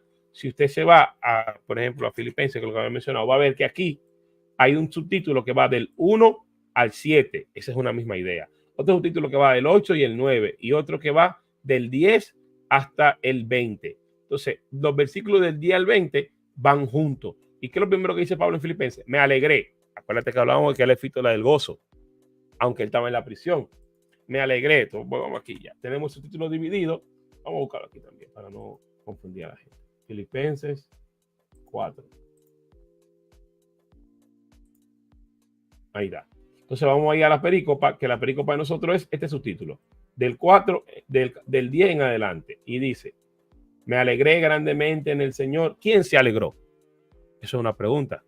Se alegró Pablo. Pablo que está escribiendo. Me alegré. ¿Por qué se alegró? Es otra pregunta que le hacemos al texto. Para yo saber. Entonces yo voy haciendo una nota. Y le voy a preguntar al texto. Vamos a ver, Notepad. Y usted hace un blog de notas. No tiene que tener un sistema sofisticado. Las preguntas son ¿quién? ¿Cómo? ¿Cuándo? ¿Dónde? ¿Por qué? ¿Quién? ¿Cómo? ¿Cuándo? ¿Dónde? Ven tomando notas, mi gente. Estos son métodos de estudio, métodos para estudio. Y no estudio solamente teológico, ahora digo yo, sí, es teológico, pero para que me puedan comprender mejor. O sea, no son estudios sofisticados, mejor, para decirlo de una forma más propia, sino son estudios que cualquiera puede hacer y debería hacer. Entonces aquí vamos a agarrar por lo menos el primer párrafo, que es este. Vamos a ponerlo para acá, para un lado. Usted está haciendo eso en su casa tranquilo, en su computadora, en su casa. No necesita tener logos y tiene esto. El primer párrafo dice, me alegré grandemente en el Señor de que ya al fin ha reavivado su cuidado para conmigo. En verdad, antes se preocupaba, pero les faltaba oportunidad. No que hable porque tenga escasez, pues he aprendido a contentarme en cualquier situación. Entonces, ¿quién está hablando ahí? Está hablando Pablo. Tenemos el primer quién, Pablo. Entonces, ¿qué dice? Me faltó el qué. ¿Qué dice Pablo? Pablo dice, para que se vea bonito aquí. ¿Qué dice? Dice que se alegra. Se alegra. ¿Por qué se alegra? Porque se ha reavivado el cuidado de ellos para con él. Entonces, ahí vamos viendo la realidad, porque se alegra, cómo. Entonces, que el Señor, en el Señor, cómo se alegra, cuándo se alegra, cuándo se alegró en ese momento. Pero fíjate, ¿cuándo está alegrando? En el momento de estar en la prisión. Es que ya ahí vamos viendo el contraste. Entonces después dice, sé vivir en pobreza, sé vivir en prosperidad. Eso es Pablo hablando en todo lo que ha aprendido, el secreto tanto de estar saciado como de tener hambre. O sea, cuando tú haces ese ejercicio de saber qué es lo que Pablo está diciendo, cómo lo está diciendo, por qué lo está diciendo, cómo lo está diciendo, cuándo lo está diciendo, dónde lo está diciendo, a quién se lo está diciendo. O sea, el quién tiene diferentes respuestas, quién lo dice y quién lo recibe y de quién se habla. Entonces usted va a aprender con esas preguntas también para preparar un sermón. Esas preguntas, el 5W1H, 5W1H también funciona. Es el ejercicio de interpretación más básico, que es el estudio inductivo. Es decir, en la HarperCollins ahora va a lanzar en principio del año que viene la Biblia para el estudio inductivo con la NBLA. Entonces, usted no tiene que sentarse y complicarse la vida con decir, yo tengo que saber el estudio lexicográfico, que si usted quiere apréndalo, es buena la metodología exegética, pero ¿qué es esto? Grammarly que apareció ahí. Pero si usted necesita un estudio básico para resolver, porque usted es un estudiante de la Biblia, una Biblia de estudio que usted tenga, como esta, que es muy buena en el mundo hispano, o la Biblia NBLA. Sí, y mira lo que está hablando aquí Sumatológica, que va con lo que tú estás hablando. Hay que tener un diagramal para una mejor y correcta interpretación. Es sorprendente que todo lo que se puede hacer realizando un análisis sintáctico ahora mismo, con un corto análisis que tú acabas de hacer ahí, mira todo lo que sacaste. Sí, o sea, usted no tiene que saber griego, o sea, no estoy poniendo en menos el saber los idiomas bíblicos, porque Pero que yo no estoy merita, aprendiendo. no merita. Para un Para estudio usted de la entender palabra la no Biblia, merita. para usted entender la Biblia, no necesita específicamente tener herramientas avanzadas. Y fíjese cómo yo me salí de logos rápidamente. ¿Por qué? Porque no quiero que digan, ay, ¿por qué no tienen logos? No, mire, usted tiene la Biblia en Bible Gateway, que todo el mundo puede acceder gratis, y un blog de notas, pero tampoco necesita eso. Usted agarra su Biblia física y se compra un cuadernito, esto es un cuadernito aquí. Y yo la última vez que fui a predicar a la iglesia, ¿fue en este o fue en el otro? Déjame ver. No me acuerdo si fue en este o fue en el otro. Yo tengo dos cuadernos iguales. La última vez que prediqué en la iglesia, yo fui a predicar con mi cuaderno. Porque yo hice mis notas esa semana, la hice en el cuaderno. Y mi bosquejo lo hice ahí mismo en el cuaderno y no fui con la tableta a predicar. Yo también uso medios físicos. Entonces, con un cuaderno, un lápiz. También yo soy a la antigua, yo escribo a papel y No, yo bolígrafo. prefiero los medios digitales. Yo prefiero los medios digitales, pero esa semana... no, escribo más rápido en computadora, eso sí, escribo más rápido, pero por alguna razón, no sé si es cuestión psicológica o qué, pero por alguna razón cuando escribo a mano retengo mejor que cuando escribo a computadora o a través del celular. No sé si es algo psicológico. No, es que estamos acostumbrados a escribir a mano. Eso va a ir cambiando poco a poco. Ya los científicos están dando cuenta que eso va a ir cambiando. Nuestros hijos es como tan tal que tú le dices a un niño que haga como que está llamando y tú y yo hacemos así con la mano. El niño nace así. Los niños no tienen ese concepto en la mente. Ellos llaman con la mano abierta porque usan un smartphone. Entonces es totalmente distinto. Entonces ellos no tienen idea de qué significa esto. O sea, ¿qué es esto? ¿Por qué papi hace esto? ¿Por qué saca los dos dedos? ¿Qué significan esos dos dedos, esa seña? No tiene sentido para ellos para llamar. Entonces, exacto. Con una Biblia de estudio, es importante una Biblia de estudio. Yo recomiendo siempre la Biblia de Estudio Mundo Hispano, que para mí es de la mejor en español, más completa, con muchas herramientas. La Biblia de Estudio de Carson tiene muy buenos artículos. La Biblia de Estudio NBLA o la versión más grande, la Biblia de Estudio Teológico, pero es difícil encontrarla. Son una Biblia que sea más completa o una Biblia como la Biblia del Diario Vivir. O mi Biblia favorita, la Biblia de Charles Stanley, la Biblia Principios de Vida, es mi Biblia devocional favorita. Porque usted está hablando de hacer un estudio devocional ahora mismo. Con que usted agarre una Biblia de estudios que le dé una buena introducción y que le dé una buena nota del sentido general del texto y una libreta que usted se haga las 6 preguntas que le mencionamos ya y usted agarra su texto y como dijo... Que no se te olvide la séptima. ¿Cuál? La séptima pregunta. ¿Cuál es la séptima pregunta? ¿Y cómo eso aplica a mí? Exacto, porque son los 3 pasos del estudio inductivo. La interpretación, no, la interpretación son 3. Se me escapa uno ahora. Sé que hay interpretación y aplicación.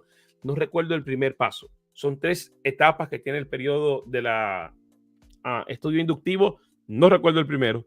El segundo es la interpretación y el tercero es la aplicación. Entonces, pues está hablando de interpretar, porque estamos hablando de hermenéutica. Entonces, tú haces esas 6 preguntas al texto y luego que tú entiendes lo que dice el texto, que tú te preguntas, ¿y eso qué dice para mí? La gente hace esto.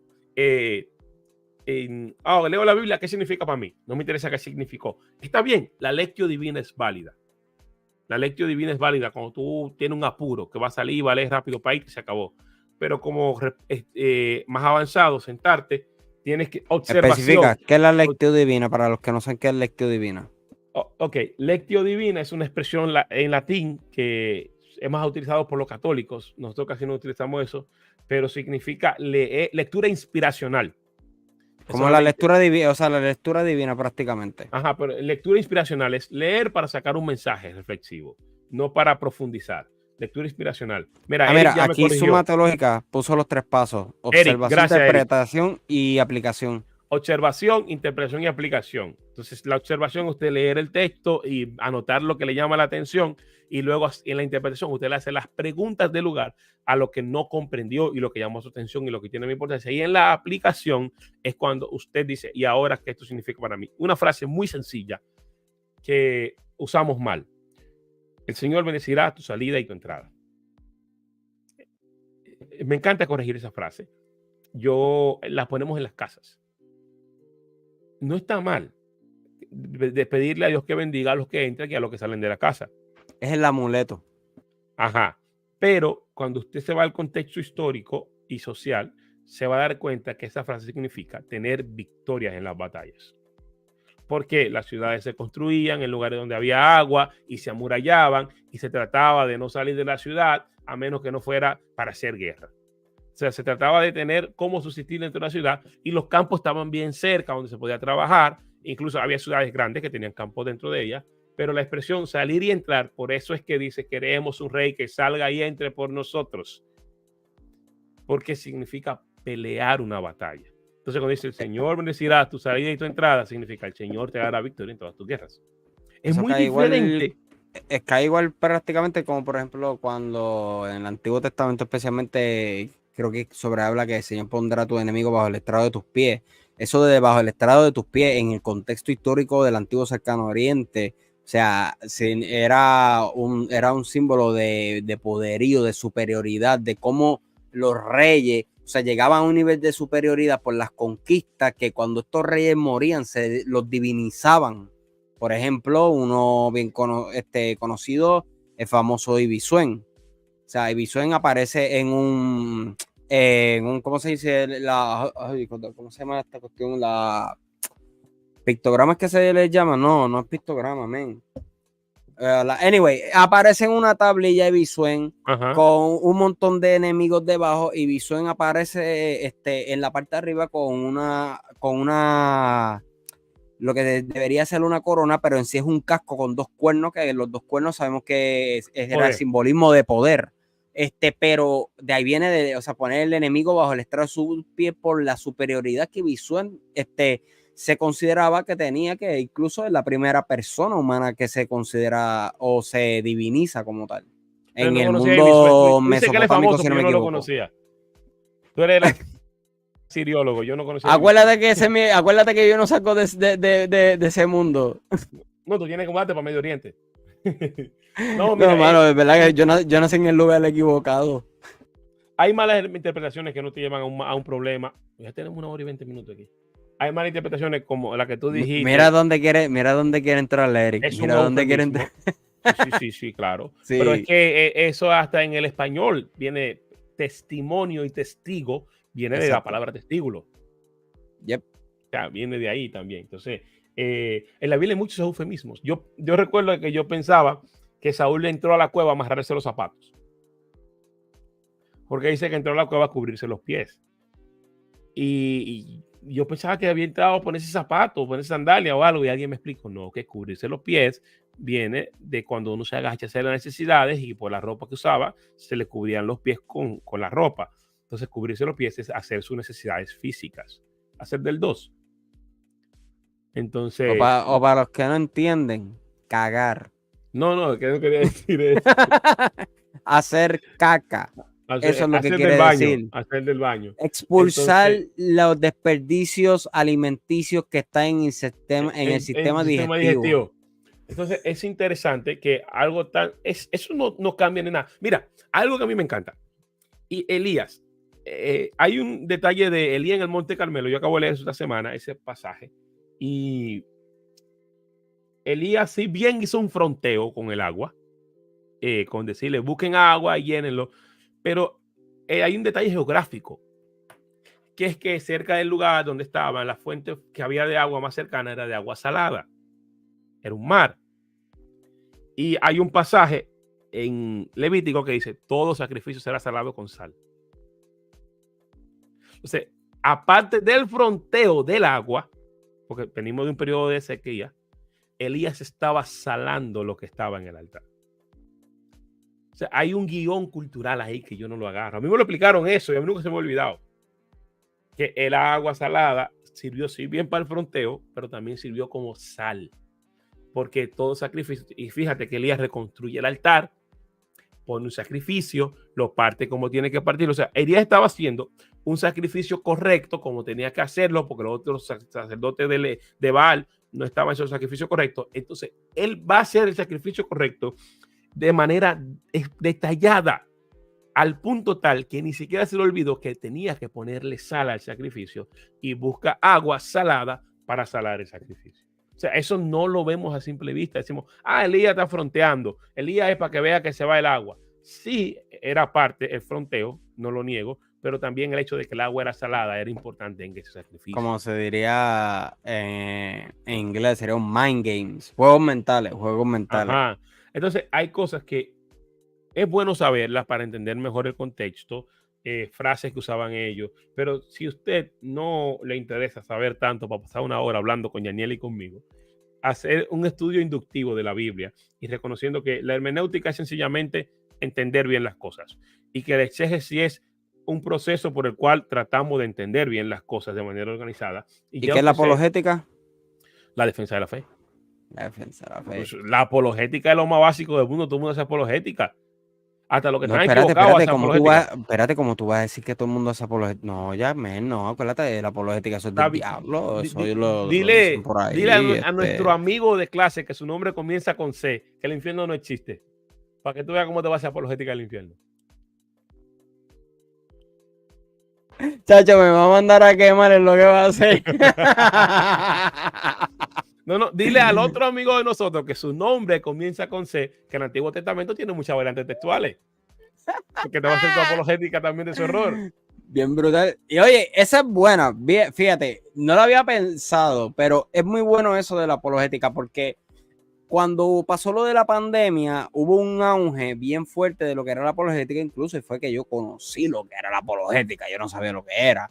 En la pandemia fue que yo vine a saber lo que era la apologética y la filosofía, o sea, lo que era en sí, sabía lo que era filosofía, pero no sabía en sí de qué trataba. Vine a conocer todo eso en la misma pandemia.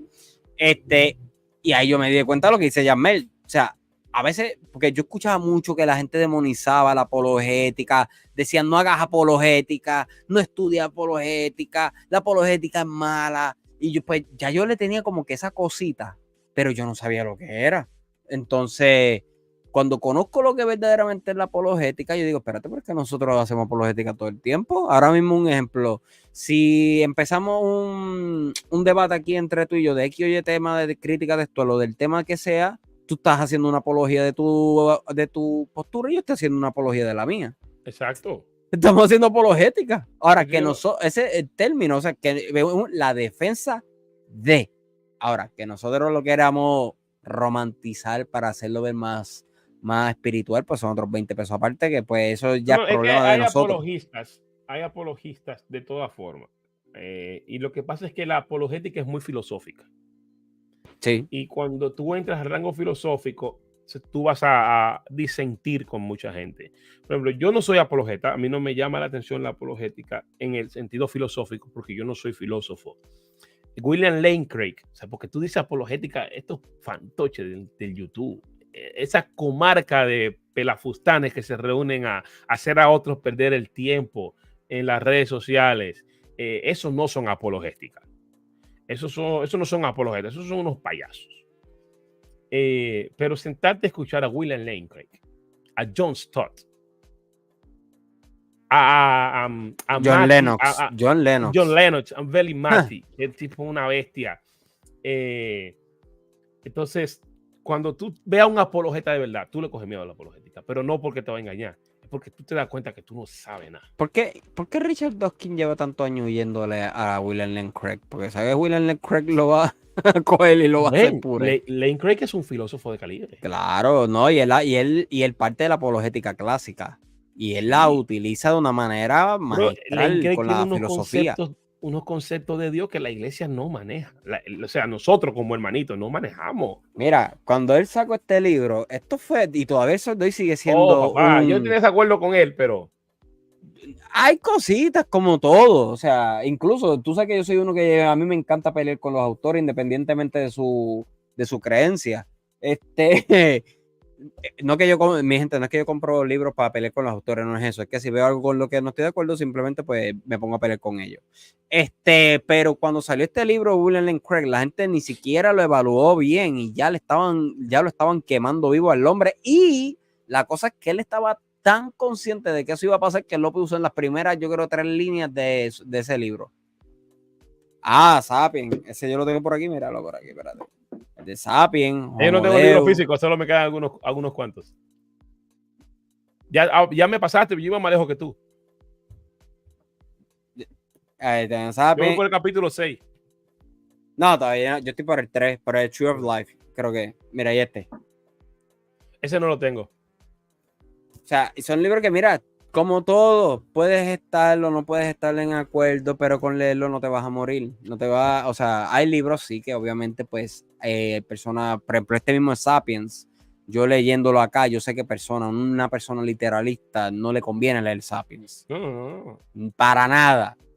Si tú eres un literalista, ¿qué es un literalista? Para que tengas una idea, alguien que toma todo 100% literario, incluyendo las bestias del apocalipsis, son bestias, no sistemas gubernamentales. Pues si tú eres de ese tipo de personas, no leas Sapiens. Ahora viene y se compran el libro. Sistemas gubernamentales del tiempo de Juan. Ahora viene y se compran el libro de una. Mira, aquí dice Daisy, Jack y Janiel, esas preguntas entran en el primer método inductivo, la observación. Es como la tarea que realiza un minero en busca de su tesoro. Así mismo, sí, mira, oye, qué chulo, me encantó eso. Es cierto que las proponen como parte de la observación, pero son parte de la observación cuando tú vas a usar un tercer recurso para responder esas preguntas. Lo que yo siempre he propuesto como metodología de entrada es responderlas con el mismo texto. Como yo dije, ¿quién habla? Pablo. ¿Qué le pasa? Tal cosa. O sea, tratar de hacer esas 6 preguntas y responderlas con lo mismo que está diciendo el texto. Es porque así tú no tienes que salirte, porque hay gente que no tiene un comentario bíblico. Entonces te van a decir, no puedo estudiar la Biblia porque no tengo un comentario bíblico. No, sí puedes estudiarla.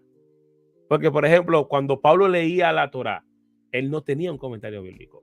Cuando la iglesia leyó las primeras cartas de Pablo, no tenía un comentario bíblico. Tenían a Pablo bíblico de su realidad. El comentario bíblico de ellos era la interpretación que le daba el rabino. Ese era su comentario bíblico. Cuando llegó la carta de Colosenses a la iglesia de Colosenses, ellos tenían solamente la carta de Colosenses y su realidad. Más nada. Cuando se lee la carta a los romanos, que ni siquiera Pablo había ido a Roma, ellos tenían la carta de los romanos y su realidad. O sea, no es como que una carta llegaba con una copia del Evangelio de Lucas. No, eso no funcionaba así tampoco. ¿Tú entiendes? Entonces, nosotros sí tenemos la capacidad de por lo menos encontrar las ideas del texto sin salir a otro lado. Entonces, tú puedes estudiar la Biblia con la Biblia, el principio de la reforma. La Biblia se interpreta a sí misma. Si bien es cierto que, como dice Daisy, es verdad, esas son las preguntas que tú haces para luego salir a un comentario. Tú puedes leer esas preguntas y responderlas con la misma Biblia y sacar la idea del texto. Y una vez tú encontraste la idea principal del texto, tú puedes aplicarlo.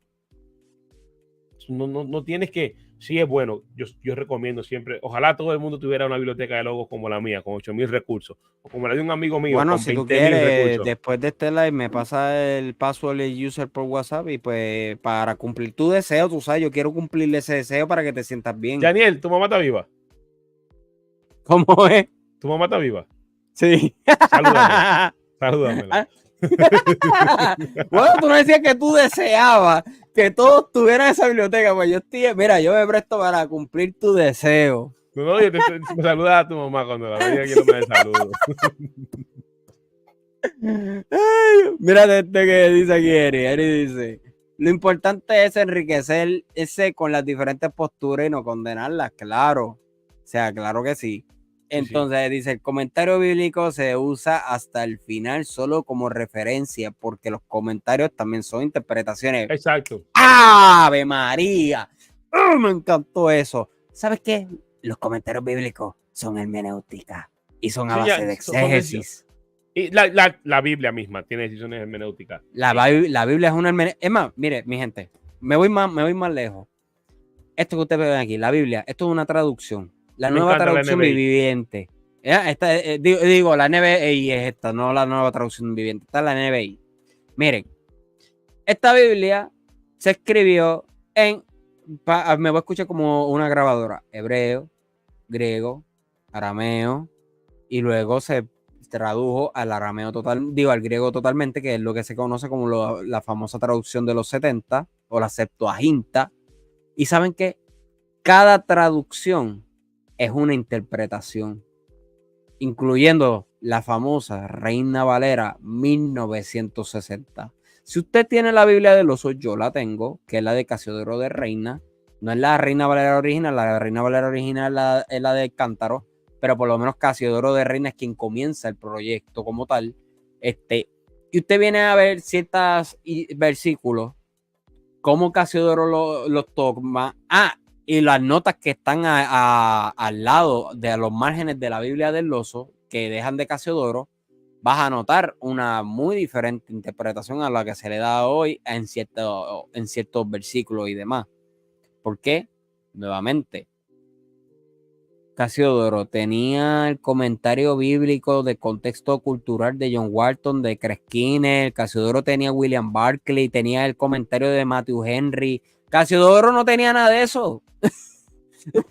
Casiodoro, ¿qué tenía? El pensamiento de los padres de la iglesia. Y eso era lo que Casiodoro tenía, la interpretación propia de él y la interpretación que le diera a quien fuera que le enseñara. Y la lectura del latín, obviamente, la lectura del exacto. Latín. O sea, la lectura, exacto, del latín que era de Jerónimo, que es otra interpretación. Un ejemplo de esa interpretación, la más famosa y la que más ruido hace en las redes sociales, son los cuernos de Moisés, en donde dice que el texto dice que salía resplandor de rostro de Moisés y vino Jerónimo bien chistoso y le puso cuernos. Entonces ahora tienen a un Moisés con cuernos. No fue un chiste. No, yo sé, pero para que se escuche de esto, o sea, bien chistoso, viene Moisés, viene Jerónimo y le pone cuernos al pobre Moisés. Entonces, de ser poder. Yo siempre digo que Moisés duró mucho en el monte y la mujer se desesperó.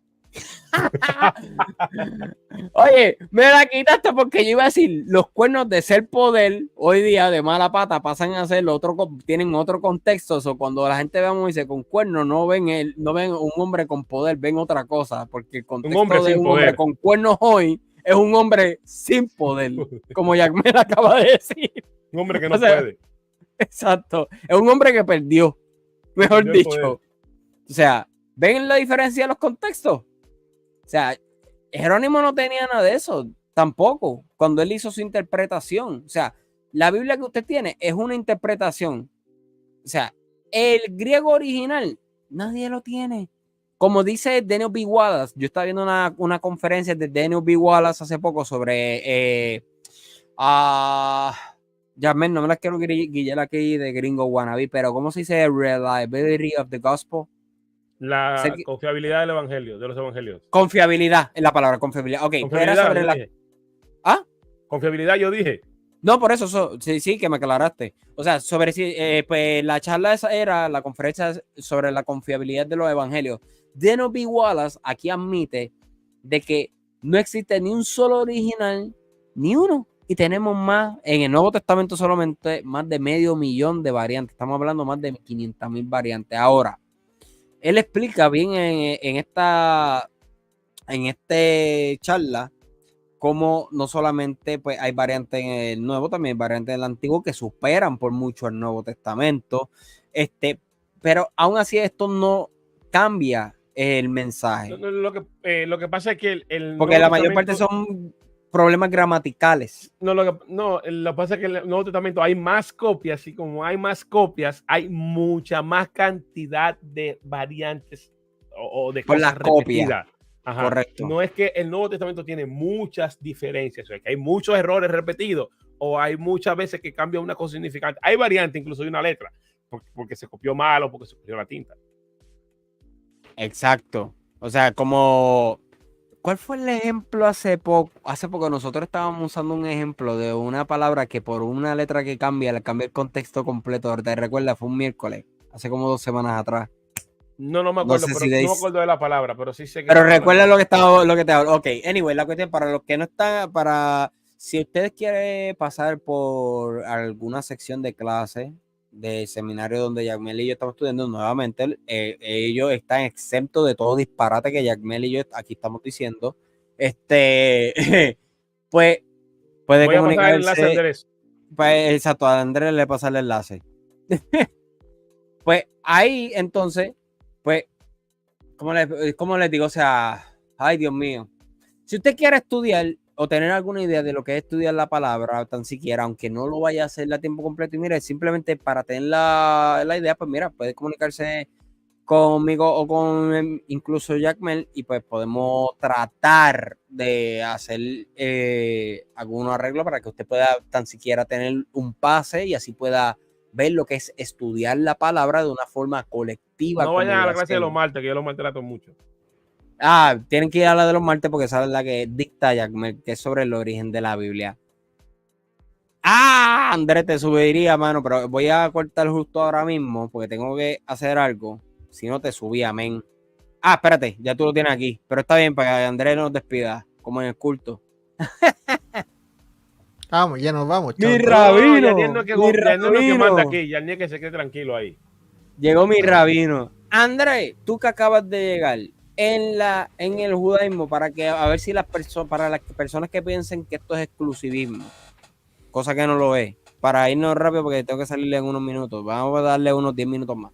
En el judaísmo se practica la exégesis y la hermenéutica, y si se practica, ¿cómo se enseña? ¿De qué le explican en el judaísmo que es la exégesis y la hermenéutica? Es para ver, por si algunos piensan que esto es algo exclusivismo del cristianismo, el catolicismo, etcétera.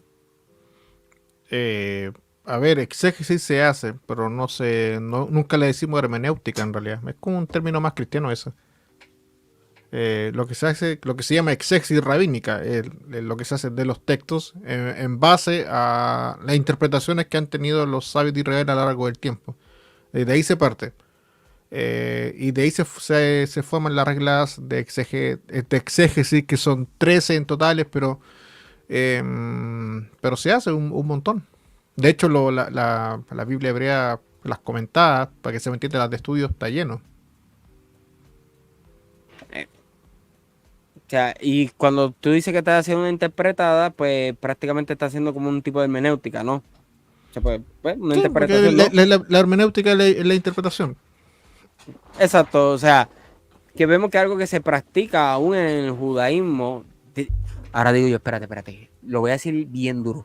De donde provee la creencia que aquí en el occidente tenemos, pues ahí también se practica la exégesis y la hermenéutica. So, antes de andar por las redes reprendiendo diablos de hermenéutica y de exégesis y de apologética como disparatero, primero, mi gente, y de la teología, el demonio de la teología, se me olvidó ese. Mi gente, vamos primero a ver qué es esto, primero aprender qué es lo que estamos haciendo, porque estamos haciendo un disparate de madre. Un ejemplo de yo decir, yo reprender el demonio de la teología en un español crudo, estoy reprendiendo el demonio de estudiar a Dios. En un español crudo, eso es lo que estoy haciendo. ¿Es así o no? O Andrés, estoy hablando, ahora digo yo, burrada. Es que yo desconozco ese tema, quién está reprendiendo. No, pero sí, es que, yo lo digo porque yo lo he visto, o sea, yo he visto en la red cómo eso fue hace mucho tiempo, pero lo traigo colación nuevamente, yo lo he hablado otras veces, de cómo yo veía a algunas personas que reprendían el demonio de la teología. O sea, si la teología es el estudio de la palabra o el discurso de Dios, pues entonces estamos reprendiendo el demonio del estudio de Dios.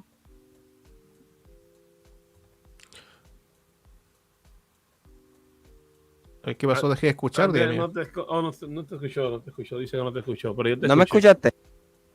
Justo esa parte, ¿no? O sea, lo que Yanni está diciendo es que hay muchas personas que en su desconocimiento... ¿Ahora me escucha? Sí. Ahora sí, ok. Pues, por ejemplo, vienen las personas, toman la palabra teología, entonces empiezan a decir como que, queremos aprender Biblia, pero sin teología. Y los he escuchado reprender el demonio de la teología, o reprender la teología y decir no uses teología. A eso me refiero. Eso es un error, porque teología es una palabra griega del estudio de Dios. El estudio del logos, logos, el estudio de la palabra de Dios, básicamente. Y todos hacen teología, desde el más básico hasta el más experto, con su nivel de teología dependiendo de su comprensión, pero todos hacen teología. Por ejemplo, del solo el hecho de decir en la Biblia hay Trinidad, eso ya es una teología, ¿ya? Porque tú tienes que fabricarla, interpretarla y explicarla. ¿Me entiendes? Lo mismo como interpretar un mandamiento, por decir algo. No mezclarás lino con lana. ¿Y por qué? Bueno, hay que dar una explicación. Y esa explicación es que yo estoy haciendo teología de la palabra de Dios, básicamente. Y él lo que hizo Jesús lo hace un montón. Y Pablo, todas las cartas paulinas son teología de interpretaciones de la Biblia hebrea, básicamente de los profetas. Y así como dijo el profeta tanto, entonces se cumplió la palabra en Jesús. Ok, eso es teología, porque básicamente estoy trayendo un texto de un escrito de un profeta para aplicárselo a Jesús. Eso se llama hacer teología.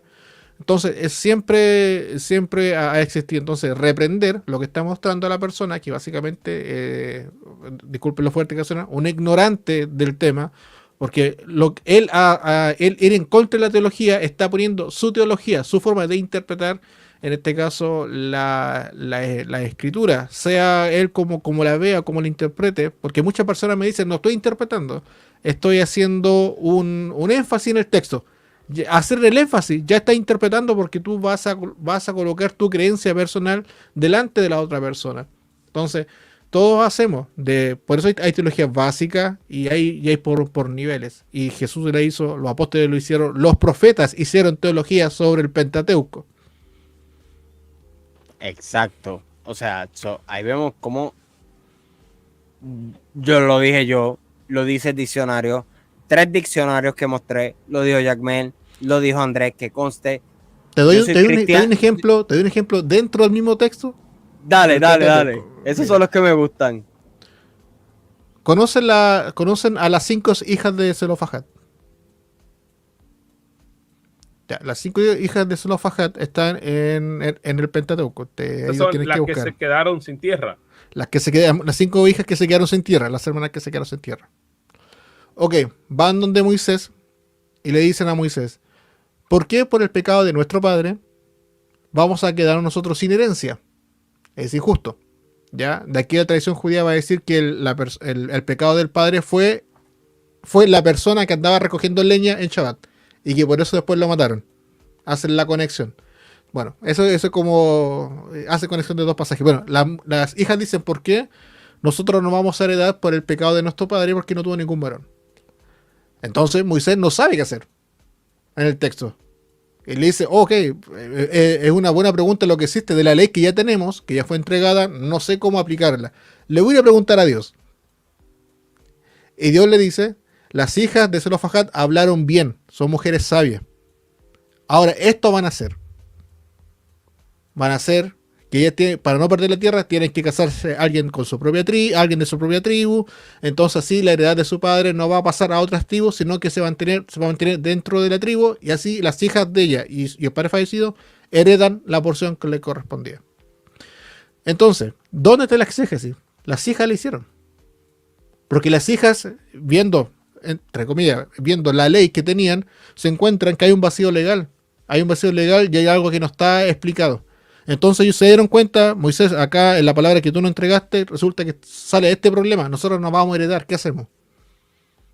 Están haciendo exégesis. Algo similar están las hijas de Lot, correcto, que haría esa misma problemática.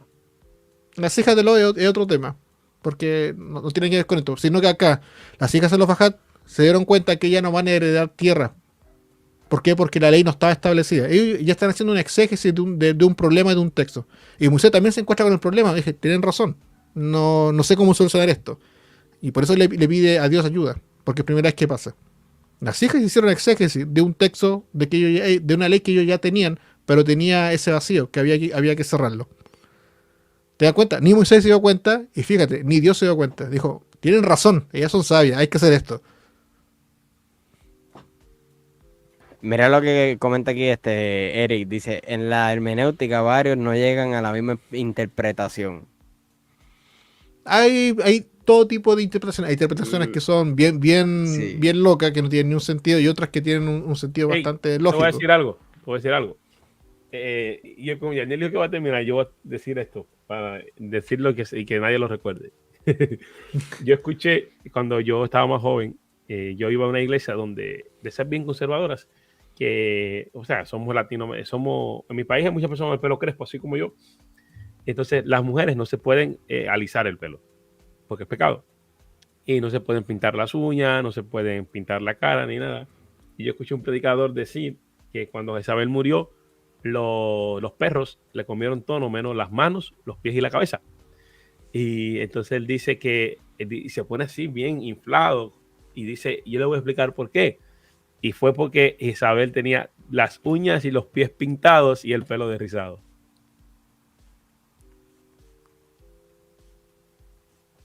Pues sí, mi gente, pues Es una mala hermenéutica. Es bien importante estudiar la Otra, Biblia, como otro, pueden ver.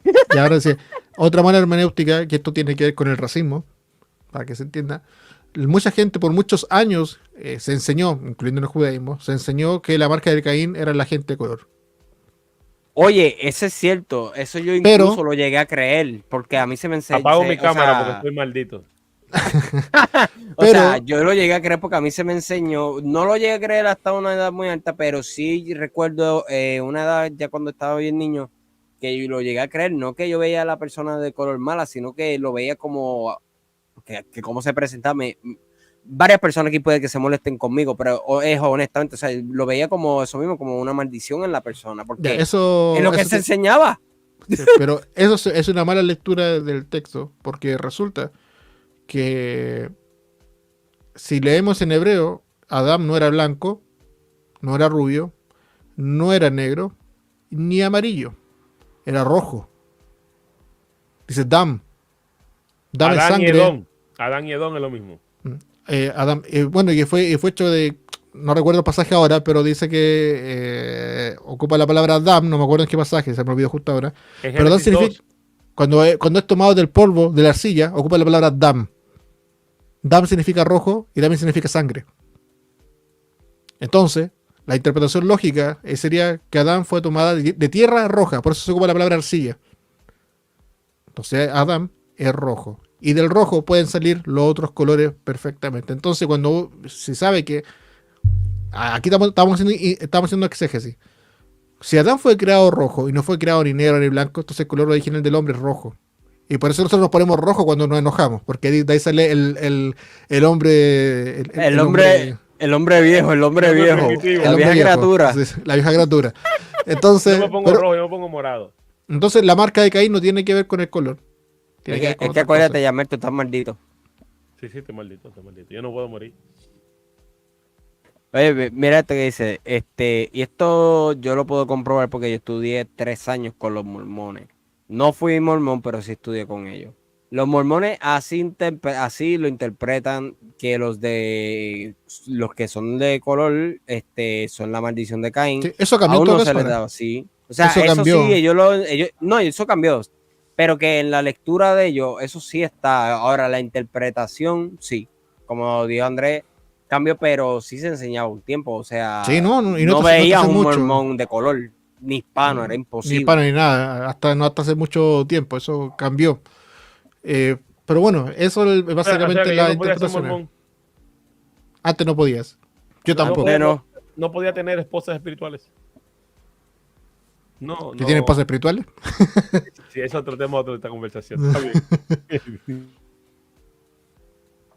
ahí tendría que pasar el mundo de los espíritus. Pero mi gente, aquí estamos viendo por qué está importante. Ahora digo yo, el estudio de la palabra, la hermenéutica, el estudio teológico y estudiar todo en su contexto. O sea, ya vemos diferentes ejemplos que tanto he expuesto yo, he expuesto Andrea, he expuesto Jackmel, los que se han expuesto en los comentarios. O sea, y los que ustedes se puedan seguir imaginando y pueden incluso ponerlo en la caja de los comentarios de igual forma también.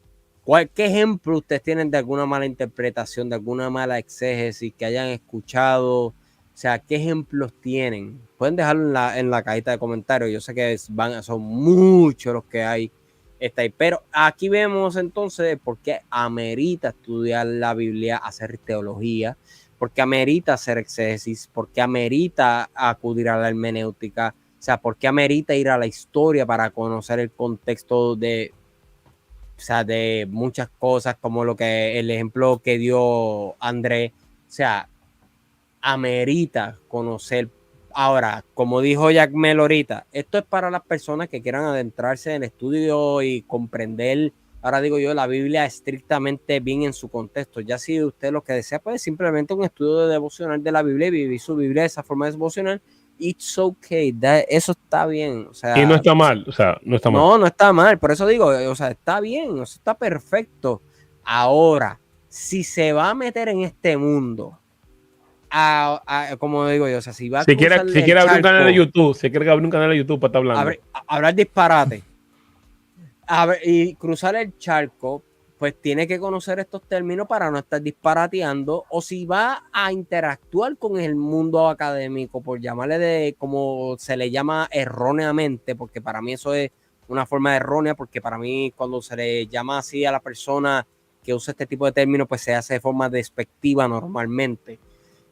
Pero pues para que me entiendan, o sea, si van a hacer alguna referencia al mundo académico, pues por lo menos háganlo responsablemente, investiguen bien, o sea, si vas a reprender la hermenéutica, primero mira quién es, mira, si vas a reprender a alguien de la hermenéutica, reprende al Menú, que era el mensajero de los dioses de quien procede la palabra hermenéutica, o sea, el Menú es que se llamaba, o Hermes, o sea, quien era el mensajero de los dioses, si va a reprender a alguien, mira, repréndelo a él. O sea, pero...